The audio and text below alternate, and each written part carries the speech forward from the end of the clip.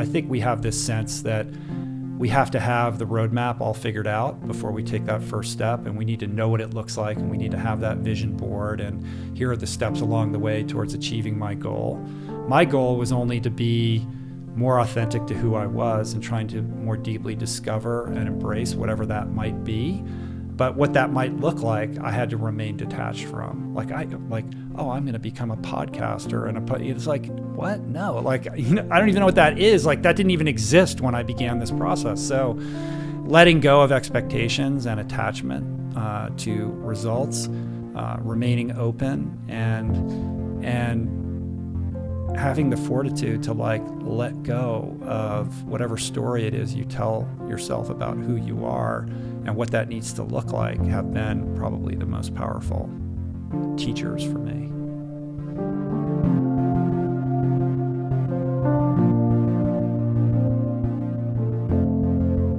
Hello and welcome to a brand new episode of the Billy Yang Podcast. Thank you for joining me wherever you guys download your podcasts and listen. And to those of you who are watching this for the very first time, we are going to try something a little bit different here, although I can't guarantee this will be the format moving forward. It's just something I'm playing with because I do video. So it only makes sense for the two to converge. And I wanted to bring you guys a little added value for today's guest because I think he is that special. But from a sustainability standpoint, there's nobody behind these cameras. There's nobody monitoring the audio. It is just me, from the lighting, from the camera to the audio. This whole thing takes a while to set up. And it was also the case when I visited today's guest, one Mr. Rich Roll. Now, to those of you who are not familiar with Rich Roll and the Rich Roll podcast, it is one of the most popular podcasts out there, not even in the wellness space. I mean, just across the board, he's brought on conversations with celebrities, with athletes, wellness gurus, spiritual leaders, you name it, he's run the gamut. And today we unpack some of that story, who he's been influenced by, when this journey started, how it started, and of course the famous story of him overcoming alcohol addiction and going through the financial difficulty that he did when he was trying to find, as I like to say, as the overarching theme of today's show is finding your song. And for Rich, it took him a good while meandering through a career as an athlete, turned lawyer, turned alcoholic, and then finding sobriety, still being a little bit lost in where his place in the world is, something I can relate to greatly. And then ultimately starting the Rich Roll podcast in 2012 is approximately when it started. It felt a little surreal. I'm not going to lie. It almost felt like I was walking into the set of Friends or something, or the set of Seinfeld. And to be able to sit down there, record a podcast, record video, and sit across from the man himself was a little surreal, but it was pleasantly surreal. It's almost like you were pulled from the audience and you got to engage and act alongside Jerry Seinfeld and the aforementioned Friends cast. So that part was really cool. But once I got over that, and there was the whole video setup there too. So it was a little uncomfortable and took some getting used to. A lot of bright lights and cameras pointed at you. And again, nobody else was behind the scenes with me monitoring everything. So a part of me was a little bit distracted, but for the most part, I think you'll enjoy today's episode. We went really long. We went over just right around 2 hours. So there was a lot to talk about, and again, a lot to unpack. So I wanted to be sure that I had very adequate enough time with the man himself.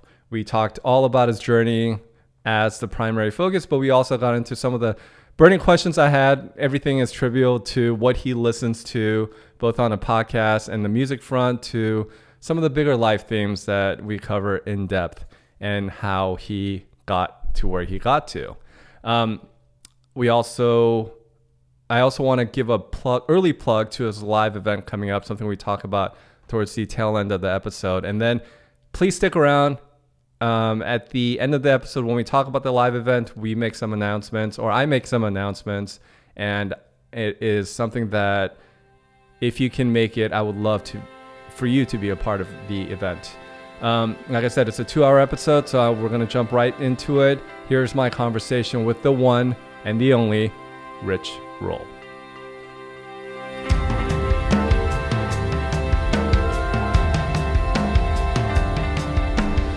Well, Rich, we go from not seeing a whole lot of each other to getting an ass load of each other in the next few weeks. It's awesome, man. This is long overdue, by the way. Yeah, so thank you for doing really this. Happy to be here. We were just in Montana last week, and today we're doing the podcast, and hopefully in the next couple of weeks you'll be there at 29029 with me, suffering up and down That the is mountain. the plan. How swiftly I'm going to make it up and down that mountain. Well, dude, it's not about being swift. It's just about the whole experience, Yeah. right? And having. I'm looking forward to it. Are you? Yeah. Yeah. It looks cool. It looks really cool. The whole thing is like, just I think for you and I, maybe it's more or less like familiar, but I think for a lot of these people, this will be their first like endurance event of this type. So I think it'll be cool for that. Thank you for welcoming me into the Rich Roll compound yet again. You're always welcome here. The last time I was here, do you remember the last time I was here? It was for the Killian Jornet interview, I think. Right. Right. But what was the other thing that happened? What was the other thing that happened? We went to lunch afterwards. Right. And as I was driving back, I see this big plume of smoke rising not too far off in the distance. It was day number 1 of the Woolsey fire. Yeah, that's right. I totally forgot that those two things coincided. Yeah, it was this bizarre set of circumstances. And honestly, as I was driving away, I didn't think that much of it. Mm-hmm. And then, of course, as word spread and as the fire spread, it became this catastrophic thing where I think at one point the compound where your home was very much in danger. Yeah, it was pretty dicey. Basically, I think the fire that you saw departing that night was the fire that began in Thousand Oaks, which is, like 20 some odd miles sort of northwest of where we are. Then what often gets overshadowed is the mass shooting that took place in the nightclub, which is also in Thousand Oaks, which is, not that far from our house. And I remember going to sleep that night aware that there was a fire some distance away, and kind of grieving that mass shooting, but not really thinking that we were in any kind of imminent danger. And I woke up around 6 the next morning, went into my container, was doing a little bit of work, and then the power went off. So I was like, all right, well, that's interesting, but not completely unusual. Then some moments later, the cell service went dead, and that's never happened. That's crazy. So I was like, wow, okay, something's up. I got in my car and I drove down the street like 2 miles to the corner, 3 miles, and there on the ridge line, you could see the fires everywhere, pretty close to here. I came back and I was like, all right, we got to get out of here. Sure enough, we were evacuated. Prior to that, though, I drove down the street. There's a little neighborhood firehouse down here, just to get some intel on what they knew and to let them know, like, hey, just a reminder, like, they know our house and like we have a pool, like you can access it if you need it. We'll leave the gate open, but we're evacuating. And by the way, like, what's the prognosis?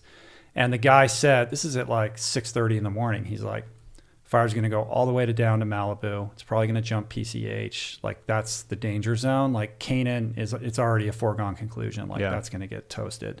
But you're probably going to be okay because it's just blowing towards the beach, not towards you. And sure enough, that prediction was totally true. Within like 2 hours, it had made it all the way down to the beach. But the firefighters did a really good job of keeping it on the other side of Las Virgenes, which was kind of like the demarcation line. So we were never in huge jeopardy, but it was super close. And, we certainly have friends that lost their homes, and you probably know some people as well that did.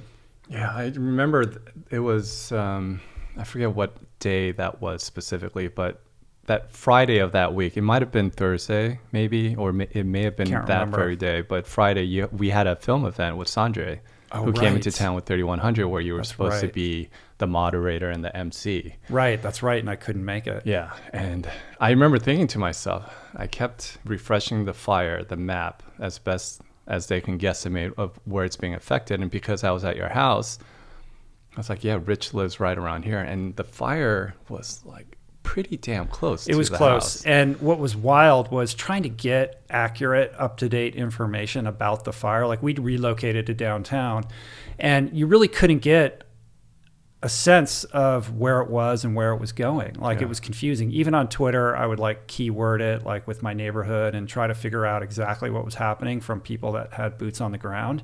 And there was a lot of misinformation and disinformation. Mm-hmm. I mean, I remember hearing Malibu High School burned to the ground, Pepperdine is gone. Like, I was like, wow. And the mall up at Point Doom, the fire had never jumped PCH at Point Doom. Point Doom is a neighborhood that is on this peninsula in Malibu, and it's generally covered in marine layer. Like, it's relatively damp, and it just never was like a target for fire. But in this case, it did jump the PCH there, and there's a little shopping center there.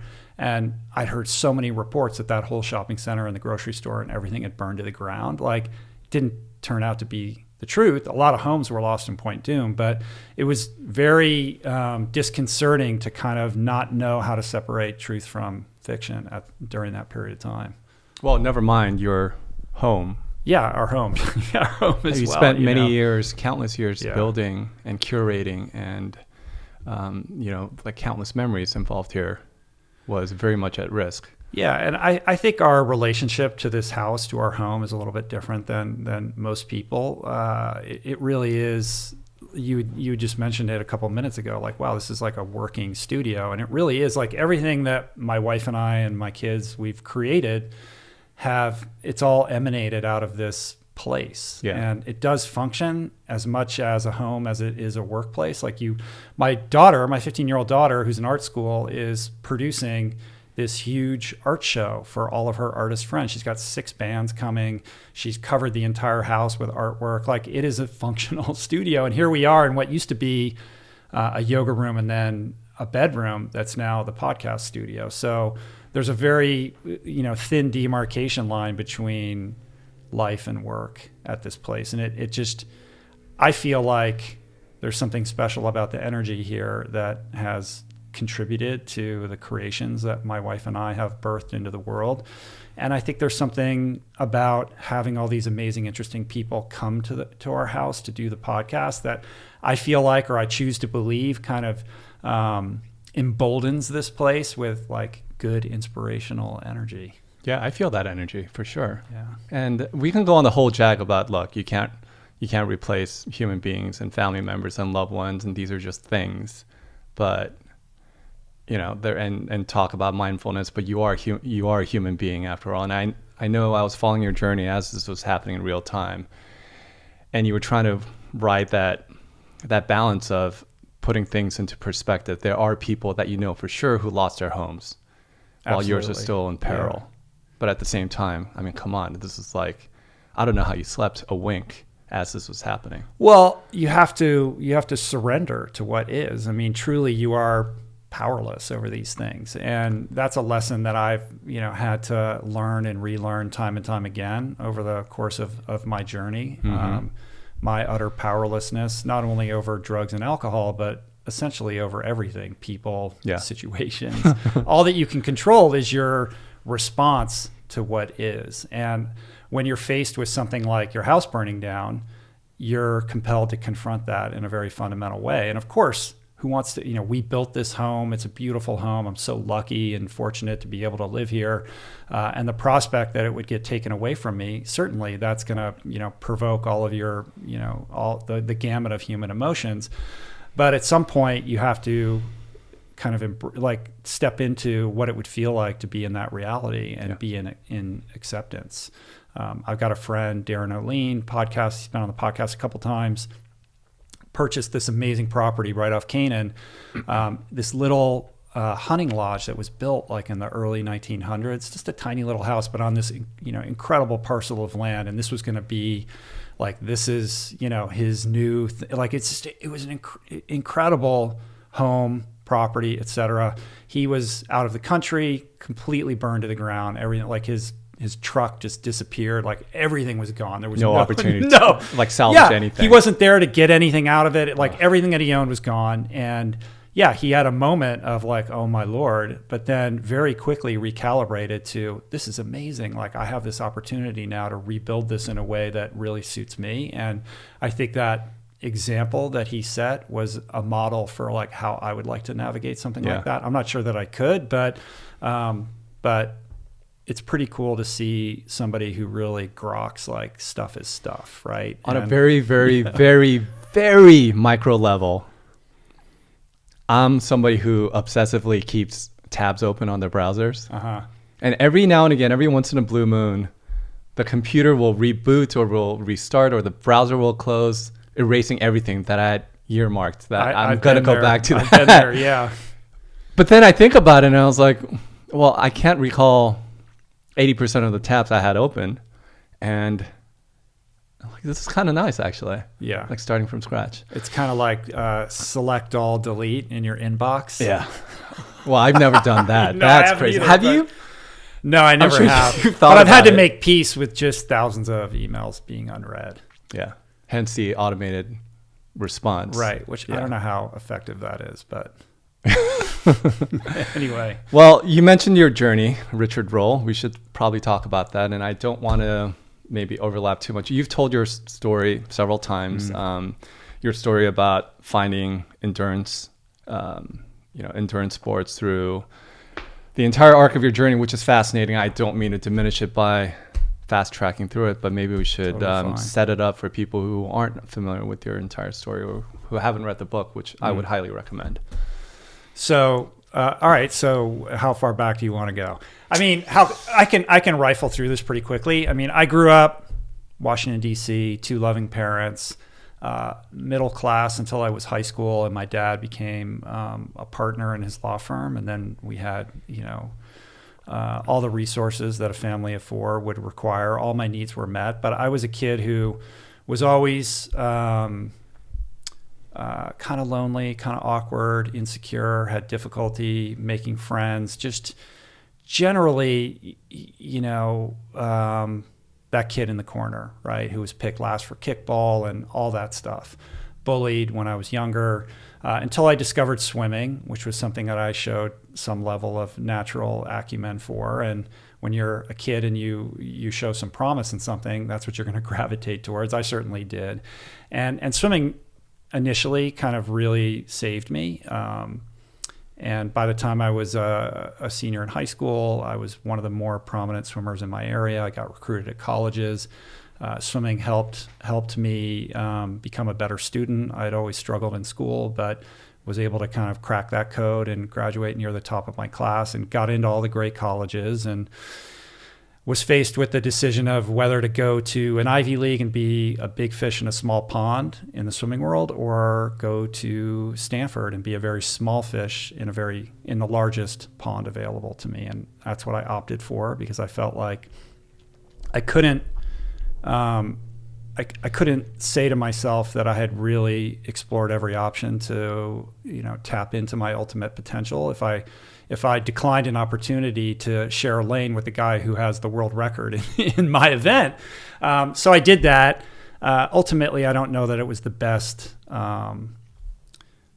program for me, because it was so focused on world champions and Olympic gold medalists. Where was Harvard in terms of like a? I mean, Harvard had a really good program. Okay. They had some really great swimmers, including a guy, Dave Burkhoff, who went to the Olympics and had American records. Because you more or less verbally committed to I did. Harvard. I verbally committed to Harvard, because who says no to Harvard? Right. And who am I to do that? Like, oh my Lord, I got into Harvard. Are you kidding me? Visited Stanford as an afterthought.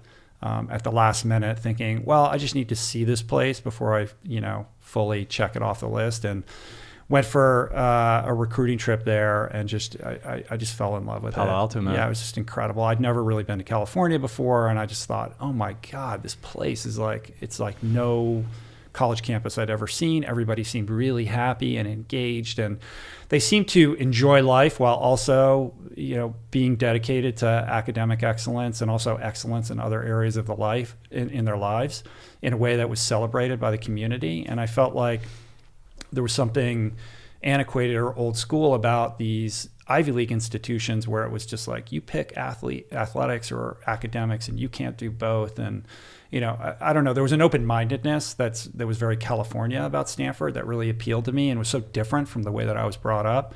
And I just thought I have to go to school here. So I did, and I loved it. I'm not sure it was the best thing for my swimming career, but that experience was incredible. But it coincided with me really experimenting with alcohol for the first time. I mean, I gotten drunk a couple times prior to that, but when I got to college and I was 3,000 miles away from my home, I felt like I had this opportunity to reinvent myself. And I just, tapped into the social scene and the partying scene there. And it really helped me come out of my skin. It teach me how to be a social animal. And there were a lot of good things that came out of that. And I had an amazing time. But I knew early on that I had an unhealthy relationship with alcohol. But I just continued to,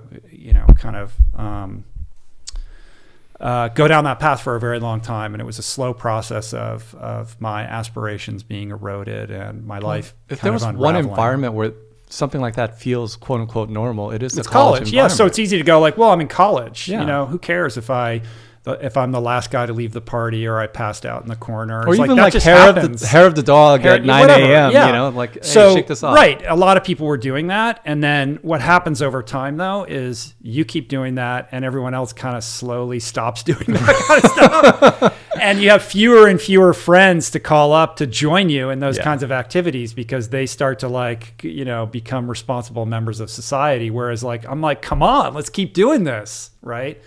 So my alcoholism, manifested slowly over an extended period of time. I mean, after college, I went to New York City, and that's where it really kind of began to explode. As I say in the book, it's like Disneyland for alcoholics. You can walk around with open container and take cabs, and you don't have to worry about driving, and you can stay out till 3 a.m, and that's socially acceptable behavior. Drinking in New York is pretty cool. And it's fun, right? I had an amazing time. Went to law school, and that's where it started to kind of get dark because I realized I couldn't put it down, and it just continued to progress. Like I look back on my law school experience and I wonder how I made it through that. And then went to San Francisco, was a young associate in a law firm there, and it just wasn't the career for me. It was one of those things where I felt like I became a lawyer just because it felt like the right thing to do, not because I had any passion for it. And because I didn't have any passion for it, it was very difficult for me to apply myself in that environment. And that meant that when I had free time, like at night, I would just go out super late and show up hungover. And, it just got darker and lonelier. There's nothing really super sexy or romantic or rock and roll about my drinking career. It just was a slow progression to a sad and lonely, pathetic life that ultimately at the end, I moved, ended up in a marriage that ended on the honeymoon, and I'm in Los Angeles, sleeping on a mattress, on the floor of a otherwise essentially unfurnished apartment, trying to hold it together at a law firm there, but the cracks, were starting to show, and I got 2 DUIs in rapid succession. My boss knew what was going on. I was facing jail time. I got my license suspended. I injured an elderly woman in a car accident. Shit was going sideways quickly. And ultimately, I ended up in rehab in 1998 when I was 31 years old, and I spent 100 days in rehab. And as somebody who likes to think of himself as a relatively intelligent person, it was not lost on me that my best thinking had delivered me to what is essentially a mental institution. Yeah, I mean, it's always interesting because the context is important, obviously, and your journey is so interesting to me personally because I can relate to it. There's always a point of despair or a long period of despair, and you feel like you haven't quite, as you put it so delicately in the book, found your song, found that thing to point your compass towards. And so your overall story has been covered on several podcasts. What really interests me though about your story is the period from after the book ends to where we are right now. You built this incredible podcast empire. I know I jokingly called you the Podfather, but I mean, you've created this amazing thing that people may discount quickly as something that, well, right time, right moment kind of thing. Right. But, things, when the book ends, it's not this Hollywood ending that everything becomes okay because you found endurance sports and because you found a career. You were at a point after the book where things were in pretty dire financial straits. Yeah. You had a family to support, several more mouths to feed after you met Julie. Like, talk about that time and when things really got low from that point. Like, how did you find your way out of it and discover podcasting? So the book comes out initially in 2012, and I realized that the publication of this book presented an opportunity for me to fundamentally change my career path. Because at that time, still, I was practicing law. I wasn't doing it super successfully, and it was kind of part-time, but officially I was still a lawyer. And I thought, I have this book coming out. I have this opportunity. Like, I need to really invest all of myself into getting this out there because that could create opportunities for me to change what I do for a living because I was so unhappy being a lawyer. And I guess I thought, like I knew, look, thousands and thousands of books come out every year. Most of them come and go. So I'm really going to have to give my all to this if I want it to turn into something sustainable that can ultimately at some point support my family in ways that I don't even know what that would look like right now. So I did do that. And I thought if I did that somehow some doors would open that would lead me in some sort of direction. And what I quickly found out was that, I mean, first of all, I wasn't really outside of, the small subculture of endurance and ultra endurance. Like, nobody knew who I was really. So I had to try to get my name out there more broadly. So it wasn't like it was some big New York Times bestseller at the time. And I did what I could do, and that cycle kind of ran its course and was over. And there I was, like at home, going, all right, what's next? And the phone wasn't really ringing, and those opportunities that I trusted would come weren't really coming. And how tough was that, by the way? It was really hard. Give so much into spilling your guts and telling the underbelly. Well, it wasn't a sense of being wronged or anything like that. Like, I didn't feel like there was an expectation or that I deserved anything more or that. But you harbor some dreams, right? Yeah, about of course. What it could be. And I was like, all right, well, this isn't happening. Like, what are we going to do now? Like, we don't really have money coming in. I have 4 kids and we have a mortgage and all these sort of real life pressures were happening. And it was very, very challenging. And Julie my wife has always been somebody who kind of, as this lighthouse, like holds this center of gravity where she's like, we have to just keep moving forward, and I really credit her for having strength when I didn't, because there were plenty of times where I was like, I gotta, just go find some law firm job, so I can make the income to support this family. And she's like, you cannot do that. We have come too far. We have to see this through, whatever that looks like. And the analogy that I always use, I mean, you're much younger than me, but I don't know if you ever watched the old Popeye cartoons. Yeah. So there's one cartoon where Sweet Pea, the little baby, gets lost. Like, she crawls off and finds herself on a construction site, and she crawls up into an I-beam, and the I-beam gets raised by a crane, and it's like hundreds of feet above the ground. It's one of those things where Sweet Pea keeps going and somehow right, she's crawling, and then right when she's about to crawl off the end of this I-beam that's hanging, hundreds of feet above the ground, another I-beam swings right to it, and she crawls right onto that. Like, and I feel like that's how our life went. Like, right when it was like, oh, this is over. At the very last minute, something would come that would allow us to, keep going. And look, there's a lot of embarrassing, emasculating, incidents along the way. Like, we had cars repossessed. Like, we couldn't even pay for our garbage bins, and the city came and took them away. So we had to put our garbage in the back of our one crappy minivan that we still had, and like drive it to some dumpster that we could find. Like, it was a lot of like really, just like, I can't believe this is what our life has become. That moment where you're handing over a card and you're not quite sure if it's going to go through or not. It wasn't going through, trust me. down to just having like, okay, what do you have in your wallet? Like, what do I have and what can we do with this? And trying to detach our like judgment from those situations and turn it into like a game. Like, okay, here's what we're doing. Like, we're playing the game of life. This is what we got. Like, roll the dice was helpful, and constantly trusting that, we're being tested for a reason, like believing in that, having faith that something greater, was waiting for us, and continuing to do the work. And what happened is that, just like Sweet Pea, certain things would show up, right when you were at that moment of losing faith completely. And one of those things was that a friend who had read, somebody who had become a friend, I didn't know him that well at the time, had read Finding Ultra, was inspired by it. He reached out to me. His name was Chris Jabe.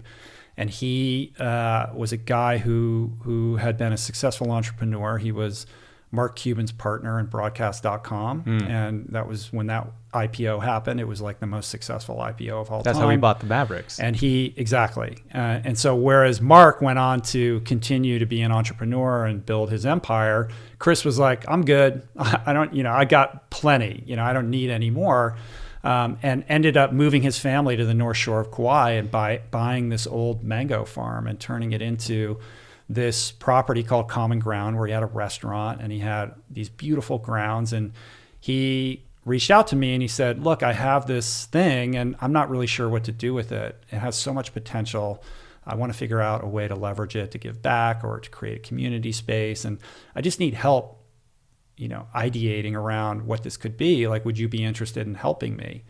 Which was a very strange, like, it's not like I'm an expert in property development or anything like that. He just connected with me in some way as a result of the book, and we had nothing else going on, and he was willing to pay for us to do this. So our whole family relocated to Common Ground on the North Shore of Kauai. We lived in a village of yurts that he had on this organic farm, and we spent a couple months where I was collaborating with him over these ideas, and ultimately that didn't really amount to anything. He just, he couldn't wrap his head around what he wanted to do or whatever. Whoops, got a little phone call coming in. That's all right. And simultaneously, I started to develop like some island fever because I'd worked so hard to like create something, and I really wanted to connect with people. And I felt I'm on this island, like so far away from the mainland. I was feeling very isolated. And also thinking about what the next creative expression could be, because the book had kind of come and, had done its thing. And I'd always been a fan of podcasts. I'd listened to podcasts when I was training for these races. Yep. I was very much an early adopter when it was, wonky. If you wanted to listen to a podcast, you had to download it on your desktop or your laptop, and then you had to bounce that MP3 file to your iPod. Like, it was a thing. Like, you had to be very intentional about your playlist if you wanted to listen to podcasts. This is our walking 6 miles to school story. Yeah, this is our version. There was a day when you don't understand. The technology wasn't quite there, and the podcast space was very much a hobbyist space. Yes.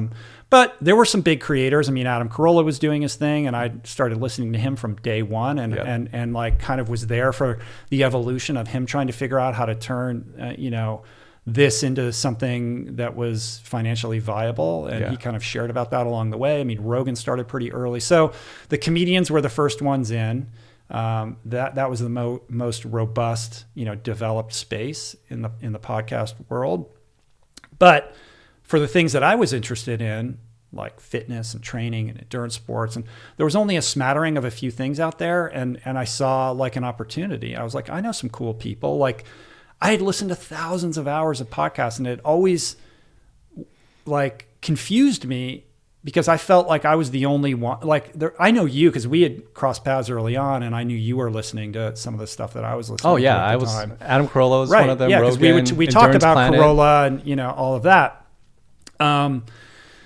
But I was always like, I never listened to radio again after that. And I couldn't understand why everyone else wasn't on board. Right. And, why are you passively listening to somebody else's decision about what you should be listening to instead of like intentionally curating your experience? This is available. Or if there's something that you're really engaged in, you can stop and start it and pick it up exactly where you left off. Exactly. Instead of sitting in your car, listening to the radio before you went into work. And you didn't have to be a computer programmer to figure it out. I mean, it wasn't that hard. So anyway, I just felt like maybe there's something I can do in this space. And was there, sorry to Go ahead. interject, but was there somebody at this time, we're talking about like 2012 at this point when you launched your podcast? 11, Okay. late 2011. Okay.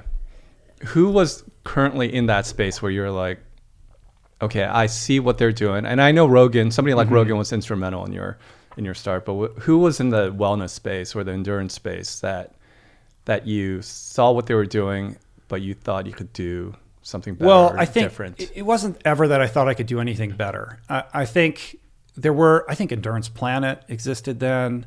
Yeah.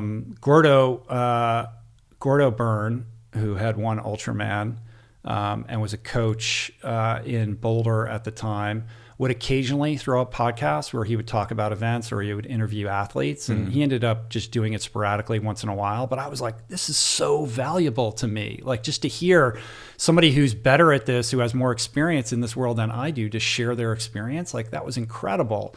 Who else? There was a couple triathlon podcasts. There was Zen and the Art of Triathlon, Brett Plankner, who became a friend. But all of these were very much hobbyists, right? Yeah. And I think Rogan, he'd been going for a while at this point, and I'd been an early guest. I was like episode 200 something on his show. So I had been, when my book came out, I had the opportunity to be a guest on certain shows, and so I got a glimpse of like how certain. Yeah, people you made were it on doing. Corolla too. I did Corolla, and he was the first person to really take it and do it in a very professional way. He built this incredible studio, and he was like, I'm running this like a business. I'm not a hobbyist. Yeah, it was basically bringing the radio show Exactly. into the podcast. Very space. much so. Yeah. So I thought, well, let me give this a whirl. My sons, who were musicians, had equipment. They had, mics and stuff like that. And I went online and spent a day. I mean, I've been thinking about this for a while. I just hadn't done anything about it. And I was just like, I was it was a timing thing because I was in Hawaii, and I was like, I need to do something creative. And I went on. Pat Flynn from Smart Passive Income had created a series of YouTube videos entitled How to Start a Podcast. And he literally walked through every single thing that you needed to do, from every piece of equipment to how you get, hosting, and how you get the feed that goes onto iTunes. And, it seems like it should be easier. Like, there's a lot of weird like steps that are janky still about starting a podcast. Yeah. And it took me like a day of like taking notes, and I just did everything that he said, like, and to get it all like set up. And then my wife and I sat in a warehouse on this property, Common Ground. I turned the mic on, and we just had a conversation. And I didn't know whether I would ever have a second one. I didn't know whether I would like share this at all. It wasn't like, oh, I'm doing a podcast and here's what's going to look like and here's the vision. It was like, that was fun. Like, let's do it tomorrow, like, and that was it really. But if you go back and listen to episode 1, which I have. Yeah, oh, have you? Like, it's when I was time. starting my own podcasting journey, and I had the same level of intimidation, right. Not only when it comes to gear and like, what kind of mics do I get? What kind of recorder do I get? But it was really about, holy shit, like there's all these steps, and I mean, let alone just being competent at right. it. So I figured one thing I would do was like, okay, you know what I'll do? I'll go back and listen to the first few episodes of the podcast I currently listen to. That's super polished, super great. Your podcast, Rogan's podcast, Corolla's podcast. And I went back, and that gave me the confidence you're like, to finally wow, start this is really bad. No, well, actually, the actual content of what you guys were doing was super good. I think you're a natural in this medium, and I think you were this fish out of water that finally found your stream or your lake or your river, whatever body of water you want to use as an analogy. But that part was still like, oh shit, like this guy's really competent at this. He seems to be a natural at this. I'm not. But it was more or less like the technical aspects of it, like the reverb and the bounce. I mean, we had, mics that are meant for musicians.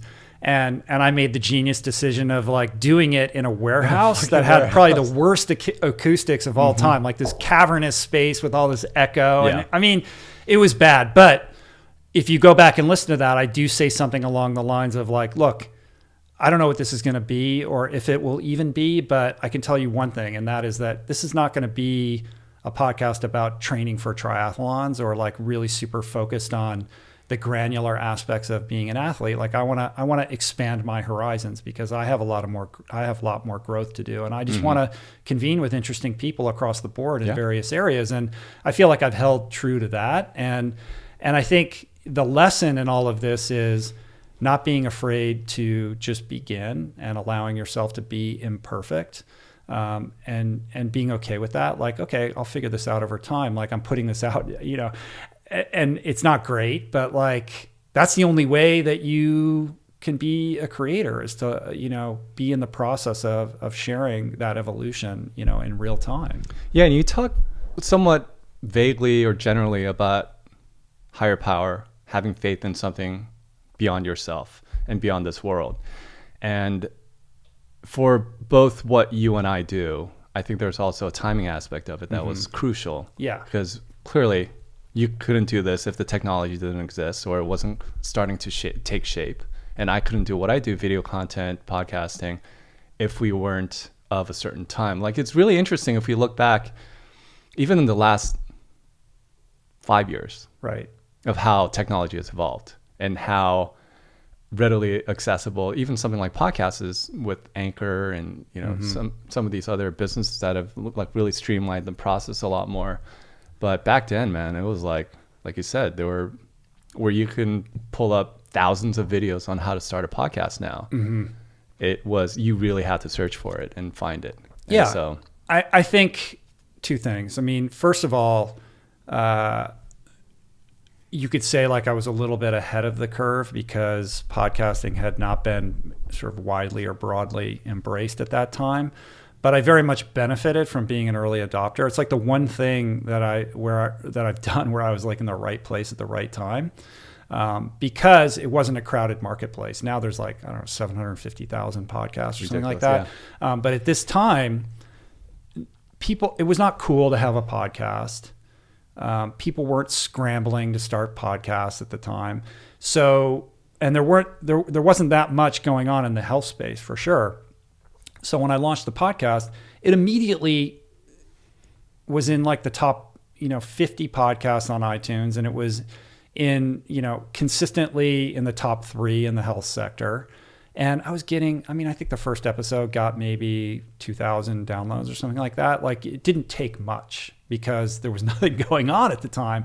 But that gave me the encouragement and I was like, wow, like this went right to this thing. Like this is connecting in a way that seems pretty immediate. And I think that encouraged me and gave me the energy to like keep going and building upon it. And did you have a decent social media following at the time? Is that how you got the word out? I mean, yes and no. I mean, I didn't have it wasn't super huge or anything like that. Uh-huh. I mean, did Instagram even exist? Yeah, it did exist, but Instagram was still small at that time. Newsletter? Probably had a couple hundred. No, I never did email until, I'm still not great at that. I don't have like some big email list. I mean, it was really, I think Twitter was probably the main thing at the time, but maybe I had, 15,000 followers or something like that. So I didn't have I had a little bit of notoriety because of the book, right? But it was still very much in that endurance space. So it's just, I've never had like some viral moment. I mean, everything that I've done has just been slow, progressive, organic growth over time. And I did the podcast for over 2 years before there was any kind of monetization of it. So it wasn't like, oh, this is a cash grab. Like, it took a long time to grow the audience to a scale in which trying to convert it for some kind of commercial enterprise even made sense. When was your first holy shit moment? Like, I can't believe who I'm sitting across and I'm trying to keep my cool, but this person that I've long admired is sitting across from me. I think that's a great question. I mean, there's been plenty of those. I mean, episode 2 was Gabby Reese, because she was like the one person on Kauai. Oh, she was living on Kauai? She was living there. And not only were Laird and Gabby living on Kauai, they would come to Common Ground every day to eat. So they were around, and they were accessible. And Gabby was teaching an exercise class in that same warehouse where we were recording the podcast. So, episode 2, I'm already sitting across from, this amazing human being. So it was almost like immediately like, oh, this is a great way to like sit down with amazing, interesting people. I think, look, there's been numerous incidents where I've had that, oh my God, I can't believe I'm meeting this person. Yuval Noah Harari, that was incredible. But that wasn't that long ago. It was a couple of years ago. Tony Hawk, like name all these people. Like it's been absolutely bananas. But I think for me, the greater satisfaction is always when I find somebody who I think is amazing, who I feel like more people should know about, but they don't. And I get to introduce that person and their incredible story to the audience, and then observe from a distance how that story and that individual connects. That's really gratifying. Like that happened with Josh LaJohny, who was just an average dude living in southern Louisiana, who was like enormously overweight and changed his life, and in a way that and he's so charismatic and such a beautiful guy, but like he was just an anonymous human being, and that was really cool. Or John McAvoy, who was this career criminal in the UK who went to prison for a very long time and super reinvented his life. Story. Yeah, like people in the UK kind of are familiar with his story, but in America people didn't know who that was. And to be able to be like, hey, I found this guy, like check this out. And have people just have him blow their minds. Like that's really cool. Well, the first name that came to mind when you told me that was your interview, January 2nd, I think it was 2017, with David Goggins. Right. David Goggins, look, for the people out there, they may be thinking, well, David Goggins has been part of my life this entire time, or it feels that way. He's making the rounds. He's a household name. People are sharing videos and clips, and he's blown up. Right. But because I followed David Goggins early on, back in, 2006, 2007, I think it was a Runner's World article or something, where holy shit, this guy is a different animal. This guy is somebody who's inspiring the shit out of me. And even when there weren't like a whole lot of YouTube videos at the time, I remember there was this video of his journey at like McNaughton, which was this 130-mile race out in Chicago, and there's this badass who's doing this race, and he's doing, at the end of it, he does a bunch of jumping jacks. He'd be like, what? What's up? I'm still doing this, and I'm still kicking ass. And that interview, which was long overdue to really introduce Goggins to the mainstream, hasn't been properly done. And it wasn't until you sat down with them where I discovered even more details about his upbringing, how he came to be David fucking Goggins. Yeah. And it blew my mind. Yeah, it's quite an arc that guy has been on. I mean, now he's got millions of people, following him on Instagram. Every time he puts up one of those little inspirational clips of him, delivering his cussing at the truths while he's running, gets, I'll look at it and be like, wow, 500,000 people have watched this in the last 4 hours. Like it's amazing. And well deserved, because he is incredibly inspirational, and it's incredible that he's now essentially a household name. A guy who self-published a book that basically outsold every book on Amazon except for Michelle Obama's biography. It's really quite something. But if you're somebody who has been in the endurance world for a number of years, and certainly the ultra endurance world, David Goggins. Like, this guy has been around for a very long time. And in fact, when I was getting interested in this world and hadn't yet done anything, it was an article about Ultraman that featured David Goggins that originally inspired me to even tackle this event, because he had just done Badwater, and then he did Ultraman. He got second, and he had to like tape his running shoe to a pedal of his bike. It's a crazy story, right? And I thought, this guy, he's not really even a triathlete. He doesn't like to swim at all. He's not a very good swimmer. I'll let you know. Right, exactly. And so he had inspired me from afar, and I kind of followed him over the years. And then he kind of disappeared from the endurance world. He had some health problems and the like. And I had reached out to him in the early days of the podcast to try to share his story, and it kind of fell on deaf ears, or he wasn't ready or whatever. And then in like late 2016, his fiance, then girlfriend, reached out to me and was like, David's ready to talk. if you're still interested in doing the podcast, like, let's do it. And he hadn't done any podcasts. Hadn't done any media. No one had really heard from him in any material way in a very long time. Yeah, you had the heart condition. Yeah, the heart condition, all these sorts of things. And so I was like, absolutely. And I went and did it. And it was everything that I hoped it would be. And it didn't surprise me because I already, I knew his story and all that kind of stuff. I didn't realize how much that would connect with people. Like that was probably that was a defining moment in the history of my podcast because yes, he was a very distinct voice that people hadn't heard of or weren't familiar with. And I feel a lot of pride and gratitude that I was able to introduce him to a lot of people. And I think, look, I have to believe that, he was aware, him and his fiance were aware of how much that connected with people. And I think that emboldened them to, basically become more public in what David was doing. That obviously ultimately led to him writing this book. And now he's like on all the podcasts. I mean, he came back and did mine again, but it's very cool to see him go and do all these other shows and reach as many people as he has. But yeah, I think it began, back in that day. And it's also amazing to see, we talked about this the other day, but it's amazing to see his personal evolution in all of this. If you go back and, he's essentially kind of he's a very shy guy, fundamentally. If you go back, there's a video on YouTube of an interview with him right after he finished his first Badwater. And Chris Kosman's trying to interview him. And David set aside the fact that he's completely exhausted. Like that's a given, of course, and that's going to impact like how you're going to be in an interview. But he was so awkward and he really couldn't even make eye contact with Chris, or I believe it was Chris that was interviewing him. And he's very kind of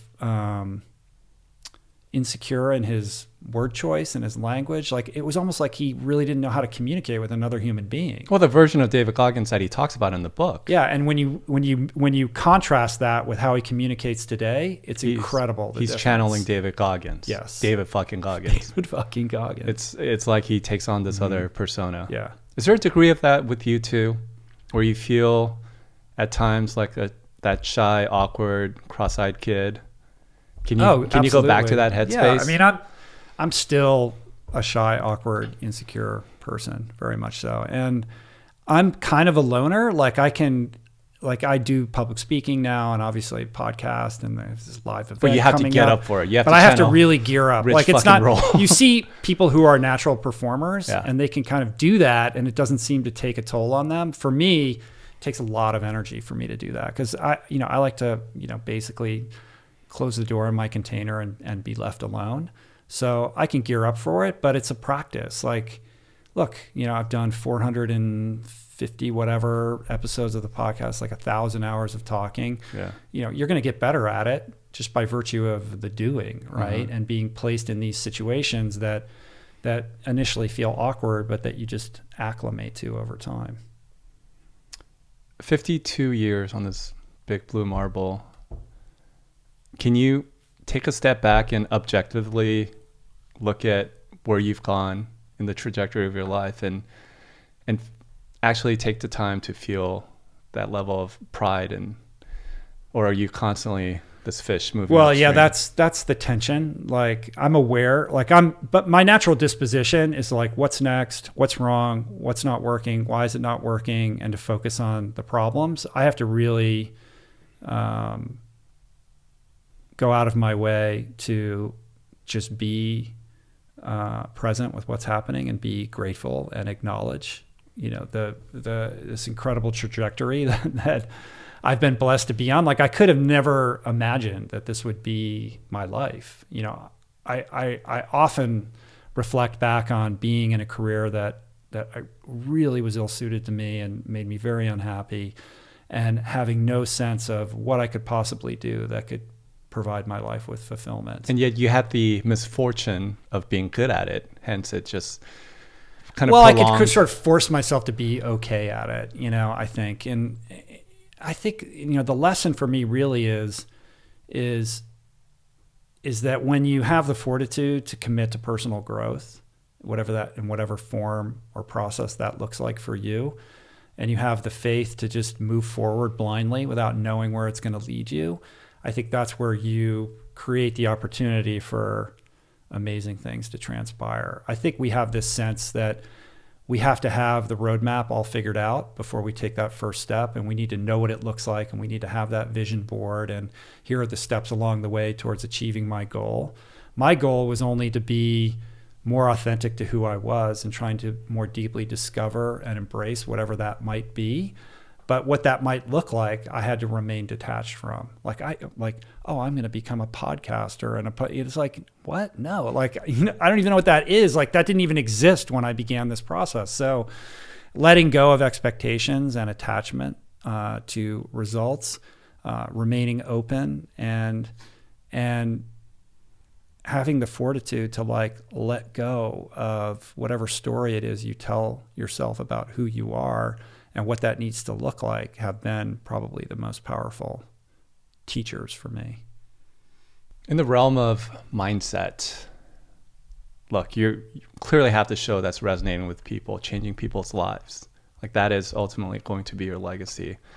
But I'm sure you're not without some level of scrutiny, skepticism, public just backlash. Right. And take something like Lance Armstrong, for example.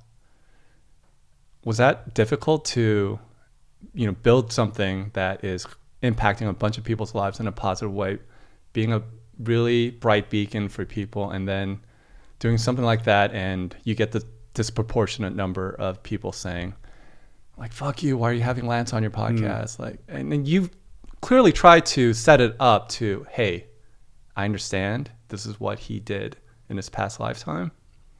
I want to just have a conversation with him and be unbiased and approach this in a very objective manner, but still, you're a human being at the end of the day. Yeah. And for the thousands of likes or whatever public acknowledgement that you get, that one level of criticism will just more. I'm not a stranger to the hate mail and the hate, all of that kind of backlash. I got a gnarly email yesterday that bummed me out, somebody saying, I've lost my way, and, everybody has their opinion. And I think that's okay. If you're putting yourself out there to the world, and you're not getting some kind of pushback, then you're probably not, trying hard enough. I think it goes with the territory. You're being too safe.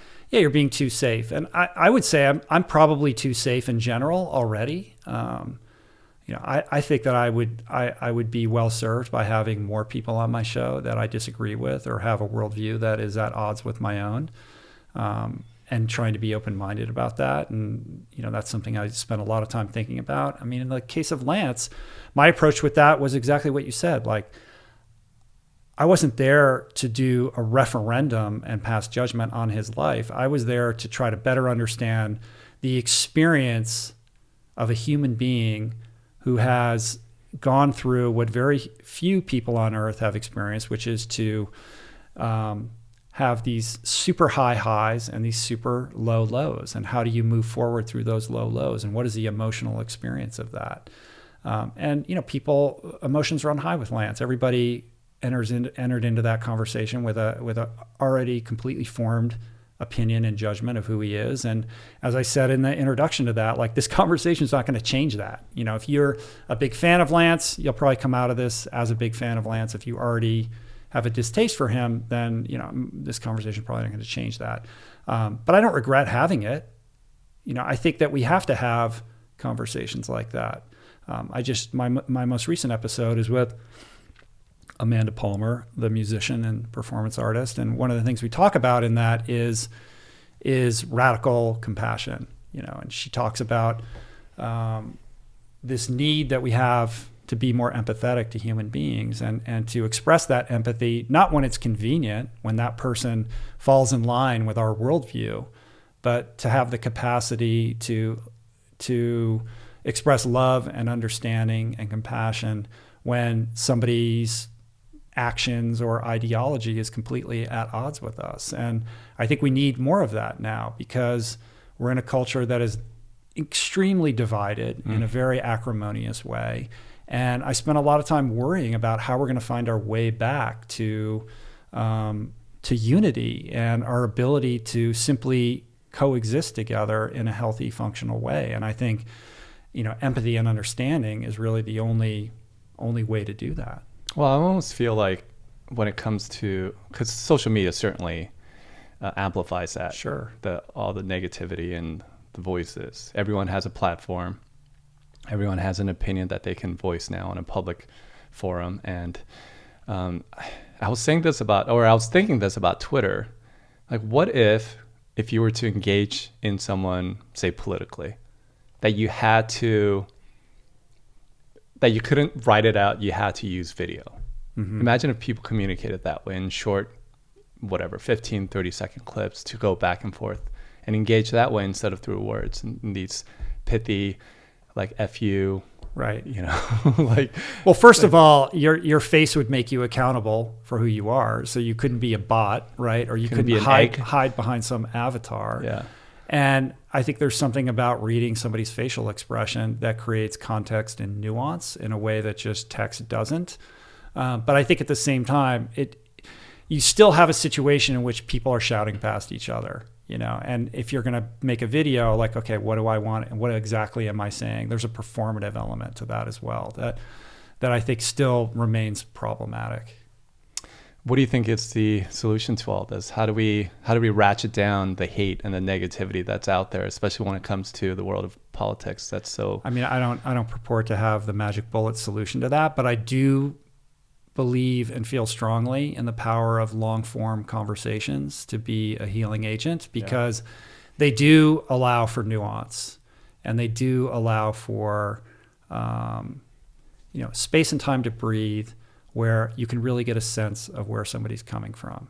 So it's easy to malign a certain individual, like, oh, that person said this one thing because I saw it in this clip, and you don't even really understand the context. But if you sit across from somebody for 2 hours and ask them all these kind of questions, you'll get a better sense of where that person is coming from. Which is somebody like Rogan comes to mind who handles it really well. I think he's very good at what he does, and he's courageous in his guest selection. Like, he just had Bernie Sanders on, but he's also had Tulsi Gabbard on and Andrew Yang. He'll have Alex Jones on.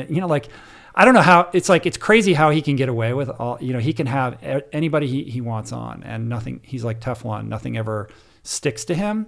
And I think that's the way it should be. Just because you have a tricky guest on your show doesn't mean that you align with that person's point of view. Right, but he creates that environment for a conversation, which is what I think is missing with these talking heads shouting at each other. Right, and that's the path forward. The criticism that you get is that if you have somebody on who has a controversial point of view, you're platforming them. You're giving them a platform. Yeah. But I think you have to be able to have these kinds of conversations. I think Sam Harris does an amazing job with this as well.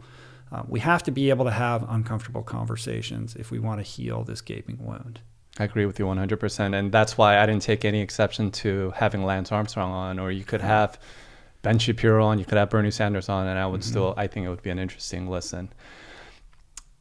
I'm curious about Rich Roll, the public figure, because clearly you're this cover boy for health and wellness and fitness. I mean, people have used your likeness, for Christ's sake, for some of their ads. You're what, 52 now? Yeah, I'm coming up on 53 pretty quick here. Yeah. Hair's going gray fast. But you still have lots of it, man. So thank God for that. How do you deal with that? How do you deal with when somebody sees you, or maybe they're running next to you on a trail? How do you do you know what I'm saying? How do you reconcile the need to sort of live up to a certain set of expectations to be this person that people may have in their minds? I try not to think about it too much. Look, when somebody comes up to me and says, "Hey, I love the podcast," or "Hey, you helped me with X, Y, or Z," like, what an incredible gift that is. Like, I can't imagine considering that an annoyance. Now, if I'm with my youngest daughter and I'm in the middle of doing something with her and somebody interrupts, like it can be tricky sometimes, but I'm always super grateful to meet anybody because I'm just like, I'm at my house putting stuff out into the world. And the fact that somebody walks up to me in an airport, like it just blows my mind that is even happening at all. So there's nothing more gratifying than putting something out that has a positive impact on somebody else. And when I can get that feedback from somebody else, that encourages me to keep going. Like that's the fuel.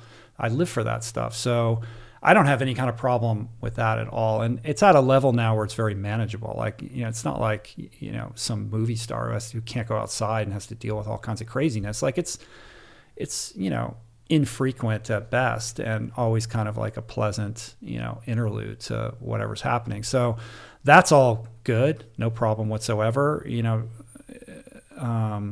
If you see me out in the world, please come up to me and say hello. Like I love it.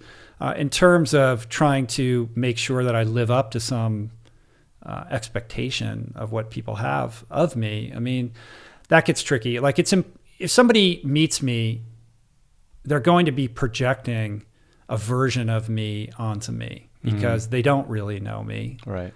They listen to my podcast. So there's an intimate, as you know, like there's an intimacy with that. Like you are in a relationship with that person on some level, but it's more imagined than real. And so somebody will think like, oh, I'm this, that, and the other. And, no matter what that looks like, it's not real. So I can't get caught up in what that is. But I would say I feel a responsibility to walk the walk. Like I can't, be on the microphone talking about all these subject matters if I'm not living them myself.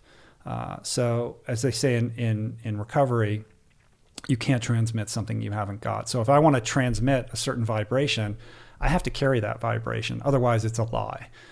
So that's something I do spend a lot of time thinking about. And that does become challenging because if you read Finding Ultra, it looks like I'm training all the time. Well, I'm almost 53 right now, and this podcast is almost a full-time job, and I'm traveling for speaking engagements. I'm doing lots of different things, and I stay connected to endurance and fitness, and I get out there almost every single day and do something. But I'm not the physical specimen that you see on the cover of that book anymore. Like I can't walk around looking like that all the time and do all these other things that I'm doing. So that's, if I try to hold myself to that, like then I'm living an unsustainable life. So, I have to let go of that and try to be a healthy person who's connected to the things that I love and still is involved in endurance sports, but not be in it for the kind of performance level that, I was reaching for in my 40s. And that's okay. And I'm honest about that and transparent about that. But sometimes I'm like, people think I'm super ripped all the time. And then, I go to the Montana thing and we're surrounded by these elite ultra marathoners. And I'm like, I can't keep up with these guys.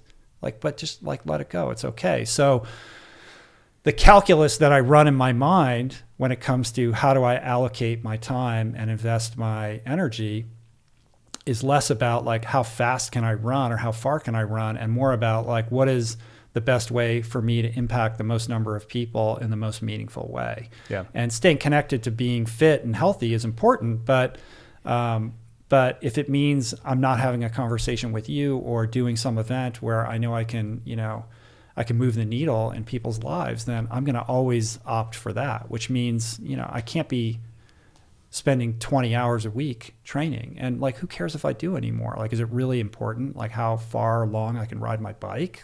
No. Yeah, I think maybe I'm projecting a little bit when I'm asking this question, because there's a feeling of I'm a people pleaser when it comes to just about everything. And you and me both. Yeah. And when people come up to you, there's a certain sense of living up to their set of expectations, whether it's perceived or not.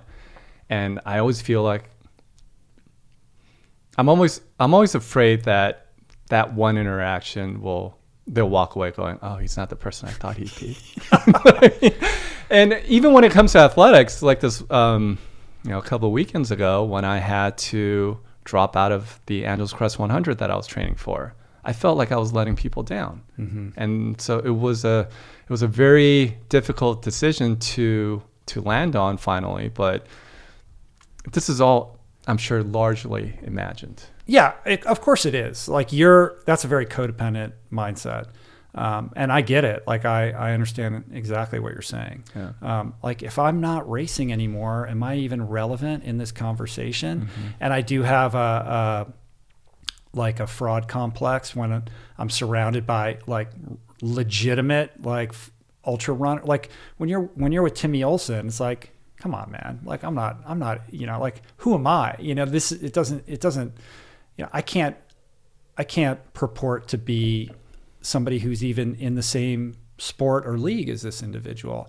So I'm honest about it. Like that's all I can do. And I can't get caught up in other people's expectations or their ideas of who they want me to be or should be. You just have to be yourself. And in terms of like opportunities, like you deciding not to do Angeles Crest, a little mantra that's been helpful for me is understanding that an invitation is not a subpoena. Like if you're like, just that's because good. You have an opportunity to do this cool thing and you associate it with like who you are, that doesn't mean that you have to do it or you're going to let all these people down. It's your life.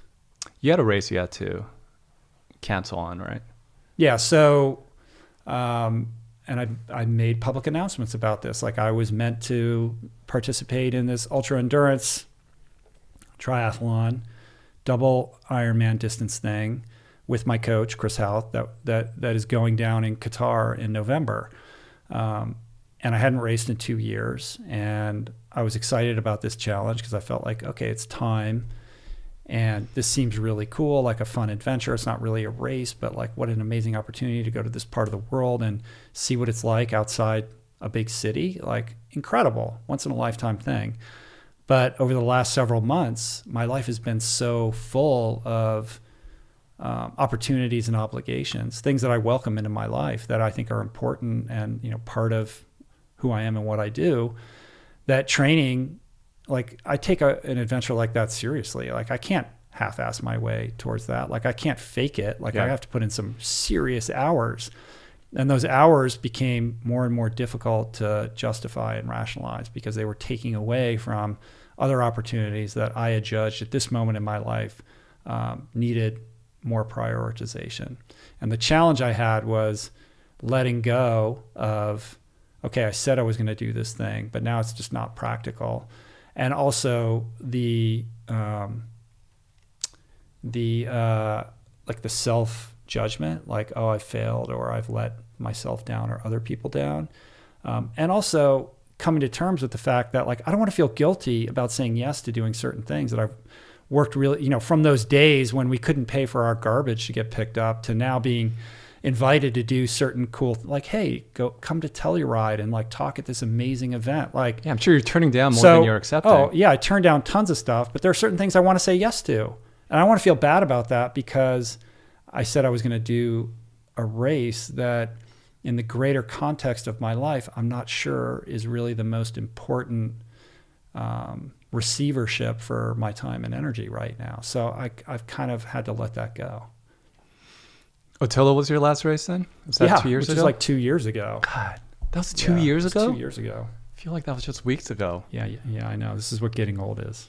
You'll see it. It continues to accelerate, Billy. Oh, man. Yeah, there's a lot of things about getting older that I'm still trying to adjust to and adapt to. Something else when I think about Rich Roll is I think about you as very much a giver. You, I know you were certain podcasts where you will share the contact information of certain guests, like a Casey Neistat to Lewis Howes, or like I'm sure the examples of that, and I'm sure David Goggins is somebody that you probably get hit up on constantly. Mm-hmm. There's guys like Gary Vee who talks about giving without expectations, right? Tell me how that's on the other side of it enriched your life and what you derive from it. Even with me personally, I can attest to you sharing, when I launched my Patreon account, when I launched my podcast, you shared it out and you wrote very nice things, which I very much appreciate. Yeah, so I'm like, so my mentality is like, any chance I get to support Rich, I'm going to, and I'm sure that's not something that you expect, but I think human beings inherently are giving creatures, and we feel our best when we give. I think so. I mean, if you want to experience a life of purpose and fulfillment, give of yourself freely and be of service. It's really as simple as that. The problem is that we're in a culture that looks at the world as a zero-sum game. Yeah. And a culture that looks at relationships as transactional.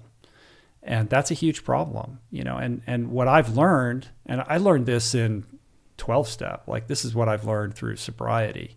Give of yourself freely and you will be repaid, you know, in exponentially. So even if you do it for selfish reasons, like, oh, I'm going to get repaid exponentially, you know, like it still works. But I think when you live your life with an open heart and you live your life free of expectations from others, and you just give of yourself without expectation, that's the secret. That's the secret to being happy and to being fulfilled. It's a path towards letting go of resentments, of looking at the world like it's a competition. Like for me to share your Patreon, how does that negatively impact me? Like, of course I would do that. Like you create great content to the extent that I can broaden your audience by helping, you know, expose your work to more people. Like that makes me feel good. Why would that be like, oh, how would that be a negative for me? And the podcast in a macro sense is a grand experiment in that, because it's not about me. You know, it's about the guest. It's like I curate the experience, but it's all about me making a decision to have a certain person on because I think that this person's voice has merit and I want to learn more and I want to share that person's perspective with you. And that's it. And to the extent that I want to amplify all of these people. And as a result of that, then my own signal gets amplified. But really, that's not the focus. The focus is like the spotlight is on the guest. And the more I do that, the more the audience benefits.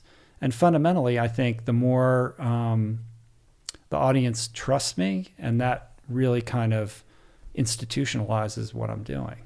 Well, with all that being said, how difficult is it for you to turn people down? Because I'm sure you get hit up all the time. Like, hey, Rich Roll, I have a book coming out. Let me be on your show. Well, especially when you're a people pleaser, like I want to have everybody on, you know, and I have to remember that an invitation is not a subpoena. Like, yeah, it creates, I'm very conflict averse, which is why fundamentally I, should have never been a lawyer, like, because being a lawyer means thriving on that kind of thing. So I don't want to disappoint anyone. And I think everybody has an interesting story worth sharing on some level. And now with the corporatization of podcasting, you see all of these sub-industries creeping up around podcasting and supporting it. And one of those is the PR machine.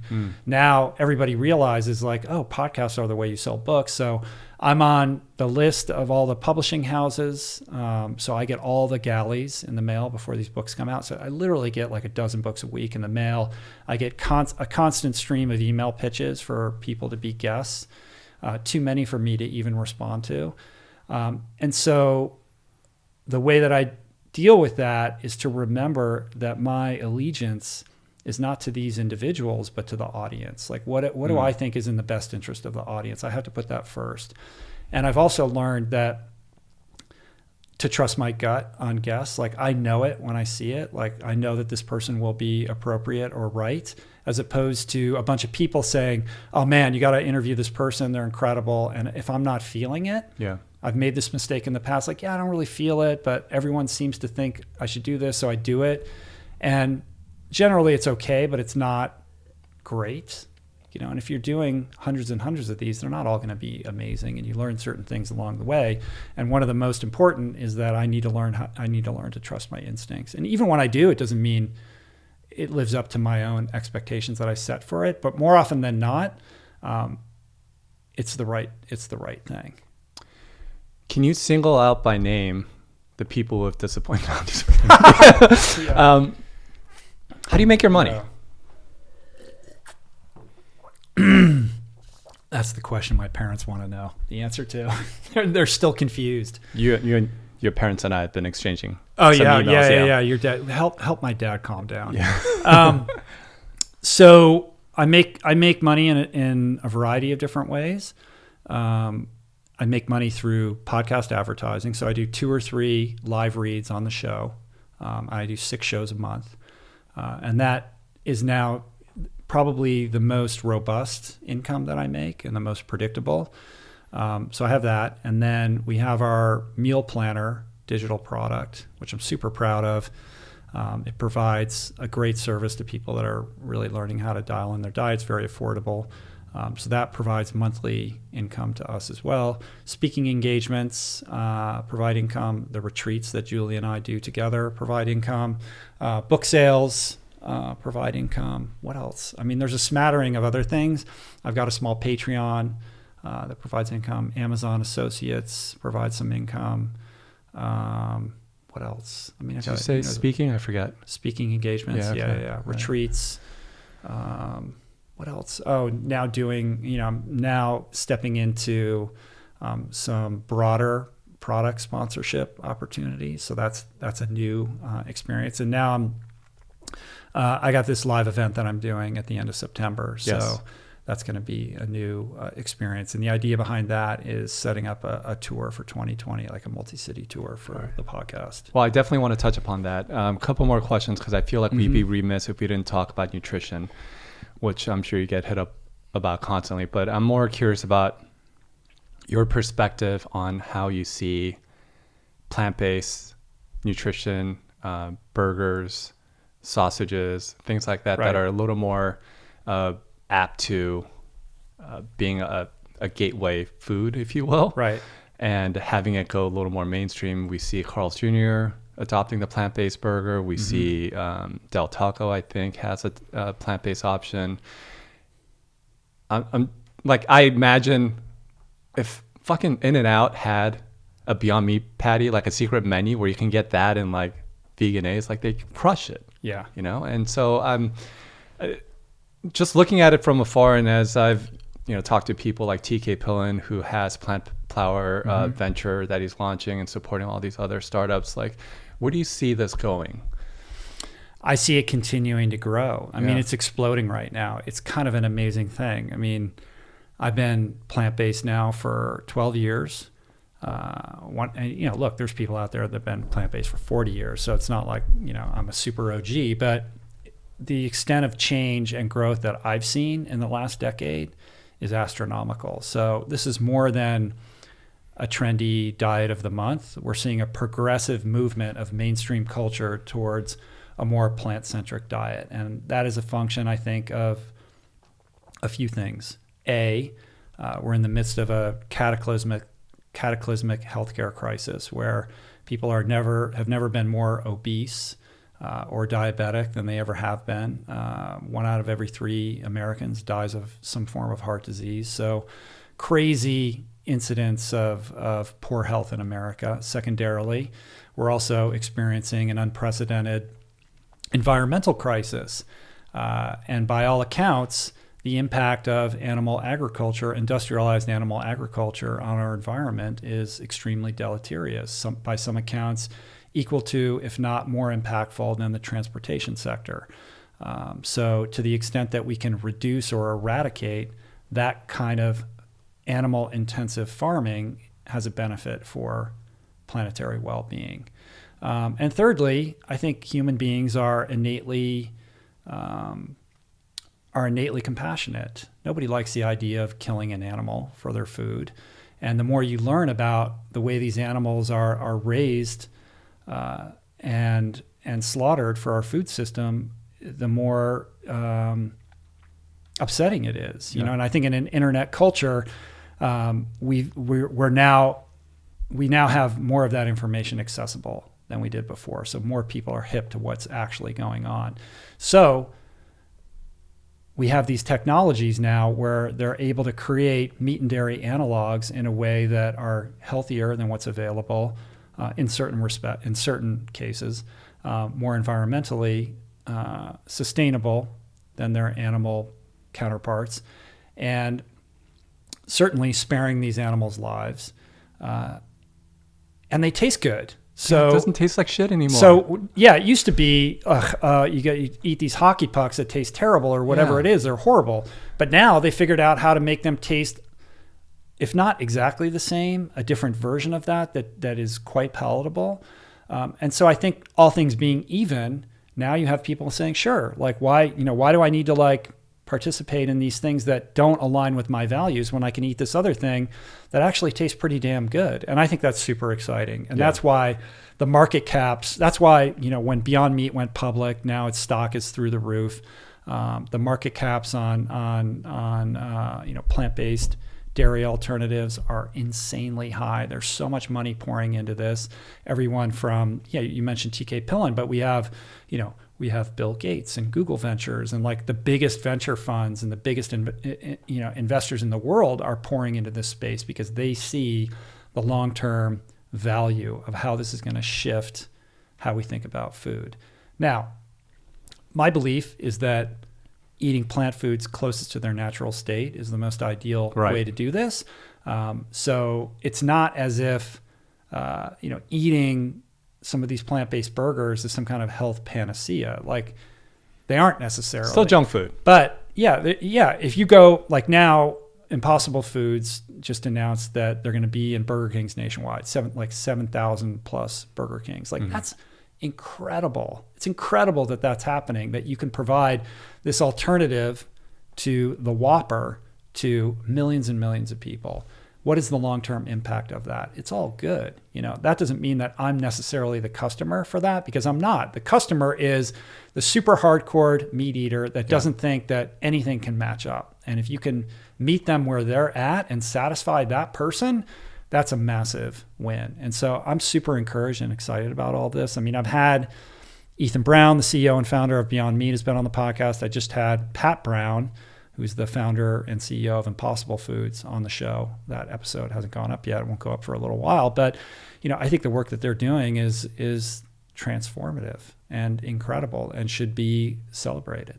Yeah, it's just giving people a choice, an alternative that is on par with what they can get without the deleterious effects of the environment, which I think is really cool. I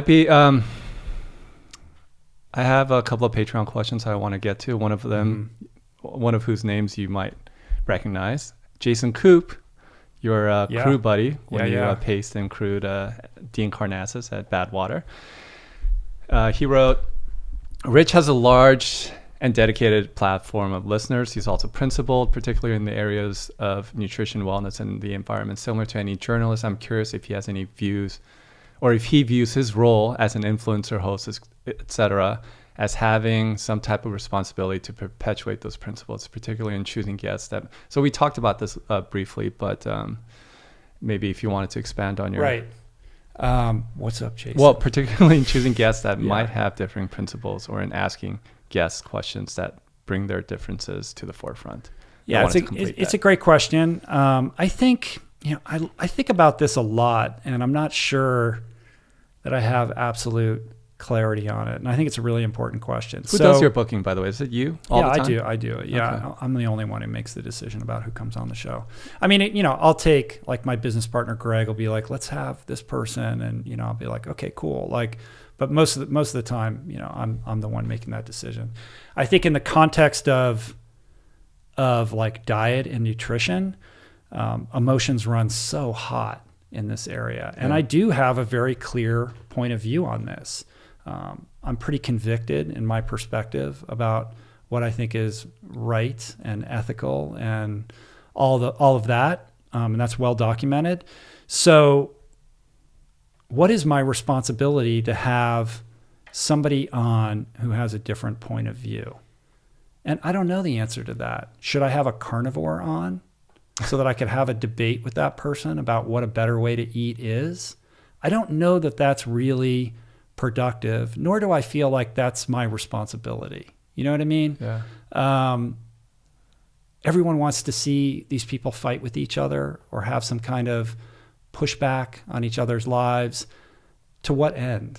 Well, maybe having somebody on like that would help shape their point of view or shape their own Like, this is how I would respond to questions about, when people have diets that contradict my own, the plant-based diet.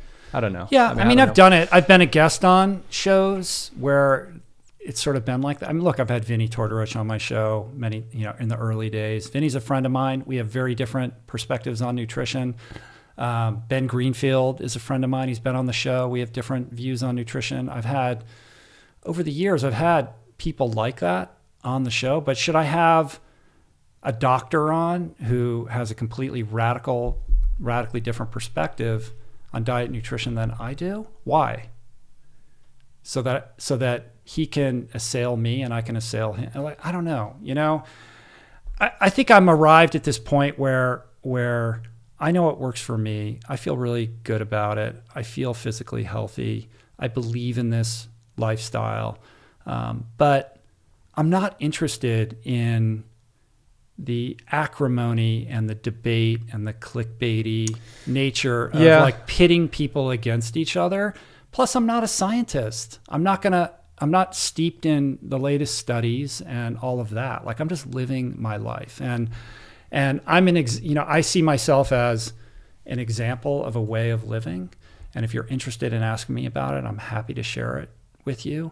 But I'm not here to tell you how to live or not live. Which people appreciate about you. You're not dogmatic about any one way of living.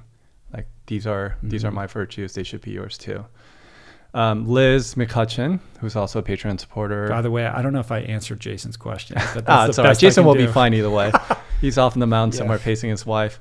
In June of 2017, I was driving my car listening to the Rich Roll podcast. It was an episode with Dr. Neil Bernard. Is that how you say his name? Mm-hmm. At the time, I was vegetarian, and the only thing animal-based in my diet was cheese. For some reason, I wasn't willing to give it up until Dr. Bernard told a story that I will never forget. It was about a baby cow being taken from its mother. Up until that point, I thought eating cheese wasn't hurting the animals. As a mother, it really hit home, and I sobbed. At that very moment, I made the decision I would be vegan, and I haven't had cheese since. I have always been meaning to email Rich about this, but never did. His podcast has had a big influence on me. I just wanted him to know that. You must get countless. Yeah, I appreciate that. She shouldn't worry about emailing me, though. She should email Neil. He's the one who told the story. And I think that she would really enjoy Julie's new vegan cheese creations. Her vegan cheese was insane. It's insanely good, right? And I'm not just saying that because I'm in the presence of her husband. It was insane, you guys. Her version of mozzarella in particular, when she made the caprese salad, it's out of this world.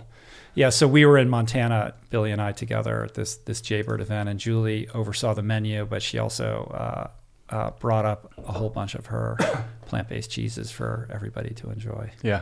So if I had options like that in the store, in restaurants, I would try it. Let's go a little more speed round before we wrap this up. I'm curious about Sunday service, Kanye West. You shared a very cryptic video of you attending. Yeah. What was that like? It was amazing. I was so confused. I got a lot of criticism for that. Because of Kanye's comments. Yeah. Okay, because of Trump. Trump. I got a lot of criticism for even attending that. So the story is, can I tell a little bit of a longer version of it? Because it's pretty cool.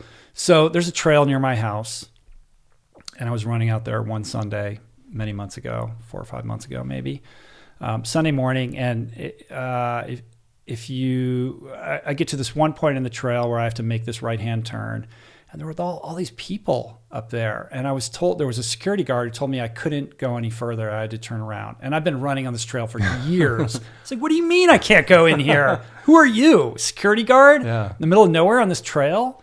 And I was like, all right. And I turned around, and as I was running back, I started to hear gospel music.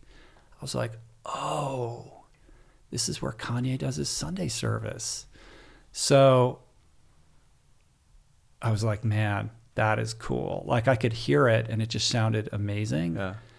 And I was like, I gotta figure out a way to get I gotta see this. Like, how's this gonna work? Like, I gotta figure out a way to get in on this. This is so cool. It's happening in like my backyard. Like, what an incredible thing. And it was one of those things. I can't remember whether I shared this with you. I've had this experience a couple times before in my life where I just make this decision, like, oh, that's going to happen. Like I'm going to be at that thing. Yeah, I'm going to be at that thing. Like, there's no doubt about it. But then I didn't do it. It's not like I did anything about it. I did nothing about it. I just decided that somehow I was going to be at that thing at some point. Oh God, are we bleeding Fast over forward into to that? What is that book? That woo-woo book about the? Yeah. Hey, listen, man, I'm a pretty woo-woo guy. So fast forward, like maybe like 2 weeks later, our friend Mel Nahas, who's an incredible person, she produces all our international retreats. It was like the following. I did a little Instagram story, like, overheard in the hills, Kanye Sunday service. So Mel texts me and she's like, where exactly is that happening? Like, where in that trail? So I screenshot a map and drew a little like dot, like, here's exactly where that thing is happening. Mm-hmm. She's like, okay, I'm going to have my birthday party there. I was like, okay, how are you going to do that? Like, who do you even call? Like, how do you even figure that out? She's like, don't worry about it. She's a very capable person. Like, when she sets her mind to something, she figures it out. It turns out she's from Western Australia originally. And it turns out the park ranger in this state park area is also from Perth, where she's from. And they already knew each other somehow. And she figured out how to like rent this little space, in the middle of this park to have like a dinner for her birthday party. So a couple weeks later, we have this dinner, and right in the middle of this park where Kanye does his Sunday service, he built like this like raised mound of like dirt, and around it are these big boulders. And Mel had strung like those Edison lamps, like picnic lights out there, and like a really long table, and brought like a DJ and had the whole thing catered. And it was at sunset. There's like 30 or 40 of us up here. And it was beautiful. It was like a beautiful night. And I was like, I can't believe you pulled this off, Mel. Like, how did you make this work? And you got to drive up this weird dirt road and like, you can't find it ordinarily. Like, you have to really know where you're going. So we're up there enjoying this dinner. And of course, you can't help but talk about Sunday service, because this is where it happened. This is the exact place where it's happening. So I'm talking about how, like, oh yeah, I was running and I saw this going on. It's pretty cool. And then a buddy of mine who was sitting next to me, there's like an African-American dude, and he's like kind of approaching our group from a distance. It's getting kind of dark at this point. And he goes, oh yeah, and there's Kanye right there. And we're like, ah, ha, ha, ha, ha. But as the guy got closer and closer, we're like, oh my God, that is Kanye. Like, Kanye literally out of nowhere just walked up on our group. So I was like, Julie, come on, we got to go meet him. So Mel and Julie and I went up and we greeted him, and we had this amazing conversation with Kanye West. He's like, he was with his daughter, his little daughter, and she had a friend, and he just walked up there because his daughter wanted to play on the boulders, on the rocks, and he lives not that far away. So it was completely random. He didn't know that anything was going on up there. And we just started talking to him about Sunday service and what he was doing and what his dream for it was and what his plan was, and how he really wanted to. He was frustrated because he was having trouble getting people to kind of buy into this larger vision that he had for it. And he's somebody who like is very clear on like what he's trying to manifest, and works with a lot of different people. And it was just, I mean, it was amazing. It was super cool to like meet this guy. And that culminated, like, we exchanged contact information. He's like, you should come to the thing. And so, like, sure enough, like the next Sunday, we were there at Sunday service. Like, it happened, like it just unfolded like so seamlessly and naturally. So yeah, Julie and I and Mel went up, we got to see it. And what I saw was a group of incredibly talented musicians, just doing something that they loved and sharing it for the world. It's free. He wasn't charging anything for it. In fact, Kanye's underwriting the whole thing. It's costing him a lot of money to put this thing on. He wants to do more conscious, creative things and put them out into the world. And I think that's something to be really celebrated. And I thought it was like a remarkable experience, because I have no doubt that a year from now, 2 years from now, when he really figures out what he wants this to be, it'll end up scaling into something much larger. But to be present at its origin, when there's just literally, I mean, I don't know, there weren't that many people there, to watch this thing go down, was really a special thing. So regardless of, Kanye's political affiliations or anything like that, I mean, I think it goes back to where we opened this conversation, which is about radical compassion and non-judgment. It's like, just because I go to Kanye's Sunday service doesn't mean that I'm endorsing his political views. I'm trying to celebrate this aspect of his creative voice that I think has merit and is something that we should all want in the world. Yeah, and the fact that we have this two-party system, which I'm opposed to, and you're essentially boiled down to, one person or the other, and you make a choice doesn't mean you're all of a sudden this Trump supporter, Hillary supporter, and you get painted with this broad paintbrush. Mm-hmm. And I think Kanye was unfairly ostracized for that, especially within his own community, where maybe that's a little more understandable. But anyway, my follow-up question was going to be, who's the most famous person in your contact list? Yeah. I guess I got my answer.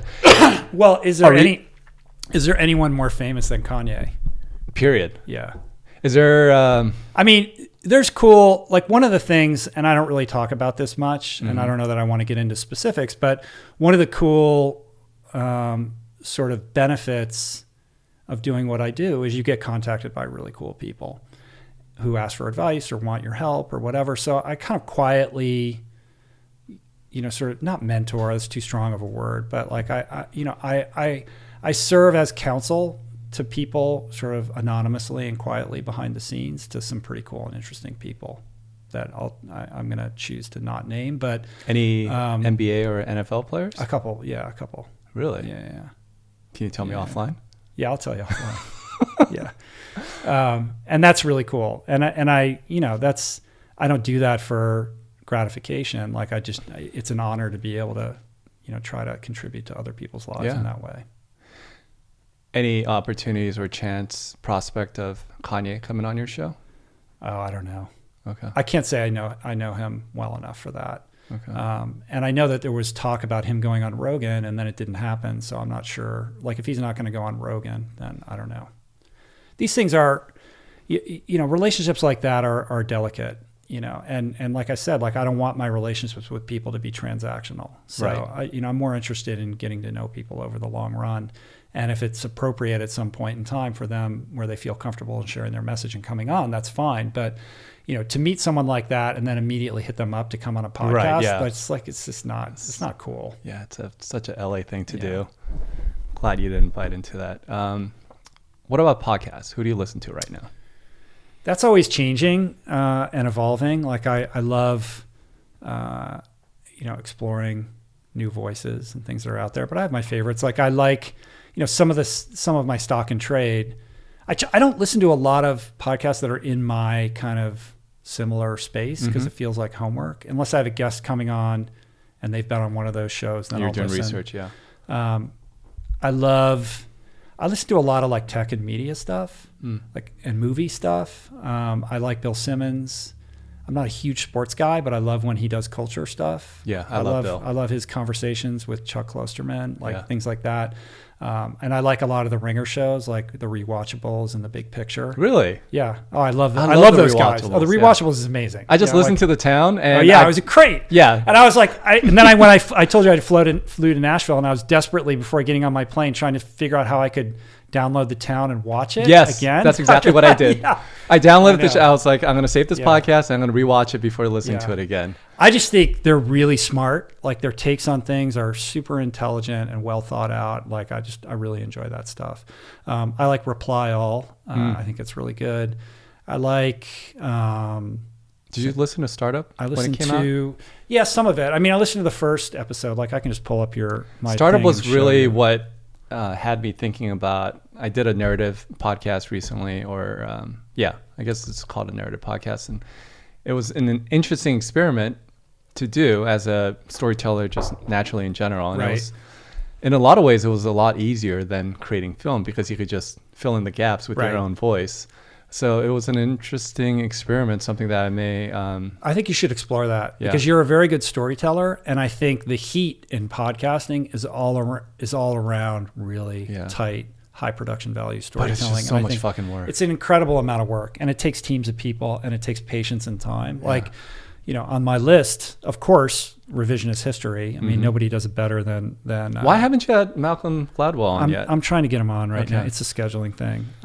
We've been going back and forth. I think Dax Shepard is very good at what he does. I love his show, yeah. And I think, when people ask me, like, how'd you learn how to talk to people and interview people? Part of it is doing a lot of depositions as a lawyer, but the bigger part is being in 12-step. Like, you learn empathy, and you learn storytelling and vulnerability, and you can't help but become fascinated by other people's stories. And I think people that are in AA can become natural podcast hosts, and that definitely comes across for me and Dax. And I find him to be interesting, really, really good at that. What Is he not does. an answer that I would have expected. Totally. Wow. Totally. Russell Brand, Under the Skin, Sam Harris, Making Sense. I like Kara Swisher, so I listen to Recode, Decode, and Pivot. She more was tech just on stuff. Bill. Yeah, she was. That's right. Neil Strauss did a series called To Live and Die in L.A. Talk about Is he the narrative one storytelling. That wrote what is it? He wrote The Truth and the pickup book. Yeah. He did. Yeah. I know Neil quite well. He's an amazingly talented person. To Live and Die in L.A. is great. The Robcast with Rob Bell, Mark Maron, old school. Gotta love Mark Maron. Do you? Yeah, I do. You don't like, you gave me a weird look. I don't listen. It's really guest dependent, just like Rogan is to me. I think it depends on the guest. Like Rogan's the same thing. Like, I don't listen to every Rogan episode, but they're all like 3 hours too. Yeah. You have to really you have to really commit. And I'm sorry, at the same time, I don't want to hear about what Dr. Neil deGrasse Tyson thinks about this MMA fighter. Like, he can somehow go all over the board. Well, it is the Joe Rogan experience. It is the Joe Rogan experience. I like Pete Holmes' show. You Made It Weird. He was on your podcast recently? Yeah, he's cool. Sometimes I listen to some political stuff, Pod Save America and Bill Maher, Radio Lab. I pick and choose. In my space, like, I'll pick and choose occasionally episodes from shows like Tim Ferriss or what Shane Parrish is doing with the Knowledge Project right now, I think is really interesting. Somebody who knows Tim very well, the Good Life Project, recently told me that your interview with Tim was one of the most revealing. Oh, cool. Like, when you can have a guest like that, that's clearly done the rounds and says your podcast stands out, that must mean something a little extra special. I appreciate that. Yeah. I think part of that was informed by Tim being in a place at that period in time where he was open to being more vulnerable than he usually is. But I was really glad to be able to. Well, we also said, like, get some stuff out of him that I think his audience appreciated and really has a hunger for. Yeah. They want to know who this guy is. Who they followed for so long and have gotten so much benefit from. Yeah. Hate the term bucket list guest, but what about when it comes to running? I know you've landed like the Moby Dick of endurance athletes and somebody like Killian and even Desi. Is there somebody in running specifically that you're eyeballing? Maybe we can put it out there. Somebody in running specifically. Yeah, I mean, I think, well, I would preface this answer by saying this, which is, I think interviewing athletes is difficult. And it's because I've put a lot of thought into this. I've talked to Michael Gervais about it at length as well. I think it's because, for the most part, athletes are doers more than thinkers. They're not necessarily, they're not professional conversationalists, and sometimes they're not as introspective as you would like, which makes for a challenging podcast. So when I think about athletes that I want to have on the show, it's as much about their accomplishments as it is about other things in their life that I think make them interesting and more compelling human beings and guests. And that's hard, you know, and sometimes you don't know until you have them on. But I know, like, when I have an athlete on, sometimes it requires a little more heavy lifting host-wise than it does. Look, if you have Pete Holmes on, like, you don't have to do anything. You know what I mean? Ask like a question. Yeah, and it's he's like, just so, lean back. right. Like, it just takes on a life of its own. And that's not usually the case with an athlete. Look, I'd like to have Courtney Delwalter on. Like, she would be amazing. You know, all these people. Like, I don't know all of them. Like, people that I want more women athletes on. Like, that's important. I mean, she's killing it and crushing it and doing so many interesting things. I'm having Lauren Fleshman on soon, so I'm looking forward to that. I mean, who else in the running space? I mean, I'd like to have Justin Grunwald on, you know, and I know you just had him on. I wanted to ask you about how that experience was. He's great. I think that's an amazing story. Yeah. So that's a perfect example of somebody who's an incredible runner, but also has, you know, there's a life and a story, a powerful story that exists outside of simply being a runner. Yeah, you're not asking about tempo workouts. Yeah, exactly. Yeah, you know? I'm the same way. I think somebody who's been on my list is Meb Keflezighi. Oh, yeah. And I relate to his story because I'm an immigrant myself, Right. Came to this country when I was young. And to a degree, I think that story hasn't been told that well, Right. at least in podcast form. A couple more to blow through, and then I want to be conscious of your time. Do you have a 100-mile race in your future? In my future? Yeah. Maybe. I don't know. Nothing right now. Okay. I just got done telling you why I had to, like, not do this other race. So, wow, 100 miles. Like, yeah, that's no joke, man. Like, Yeah. I take that stuff super seriously. Like, I know you do. You can't just flirt with that stuff. Like, if you're going to do it, you have to really, like, you owe it to the race and to the other competitors and all those people to, like, really take it seriously. Tell me about your biggest podcasting gaffe. Biggest podcasting gaffe. Has there been a time like you didn't hit record or you? Oh, I've had a couple of those. I think maybe in 7 years, 2, maybe 3 times the recording got messed up and I couldn't air it. One time, like, it just didn't record at all. Another time, the card filled up, but it still sounded like it was happening. And so I only got like 2/3 of the conversation recorded. Is it still recording now? Because the recorder's on your side. Okay. Yeah, it's definitely recording. Okay, good. Yeah, I've had a couple of those. Are you seeing levels too? We are. Okay. We're good, dude. All Don't right, worry. all right. Now you got me paranoid. Yeah, so I've had a couple of those, which are super embarrassing. I know there was one that you did a redo, like on the spot. Yes, I think that was because of that. Yeah.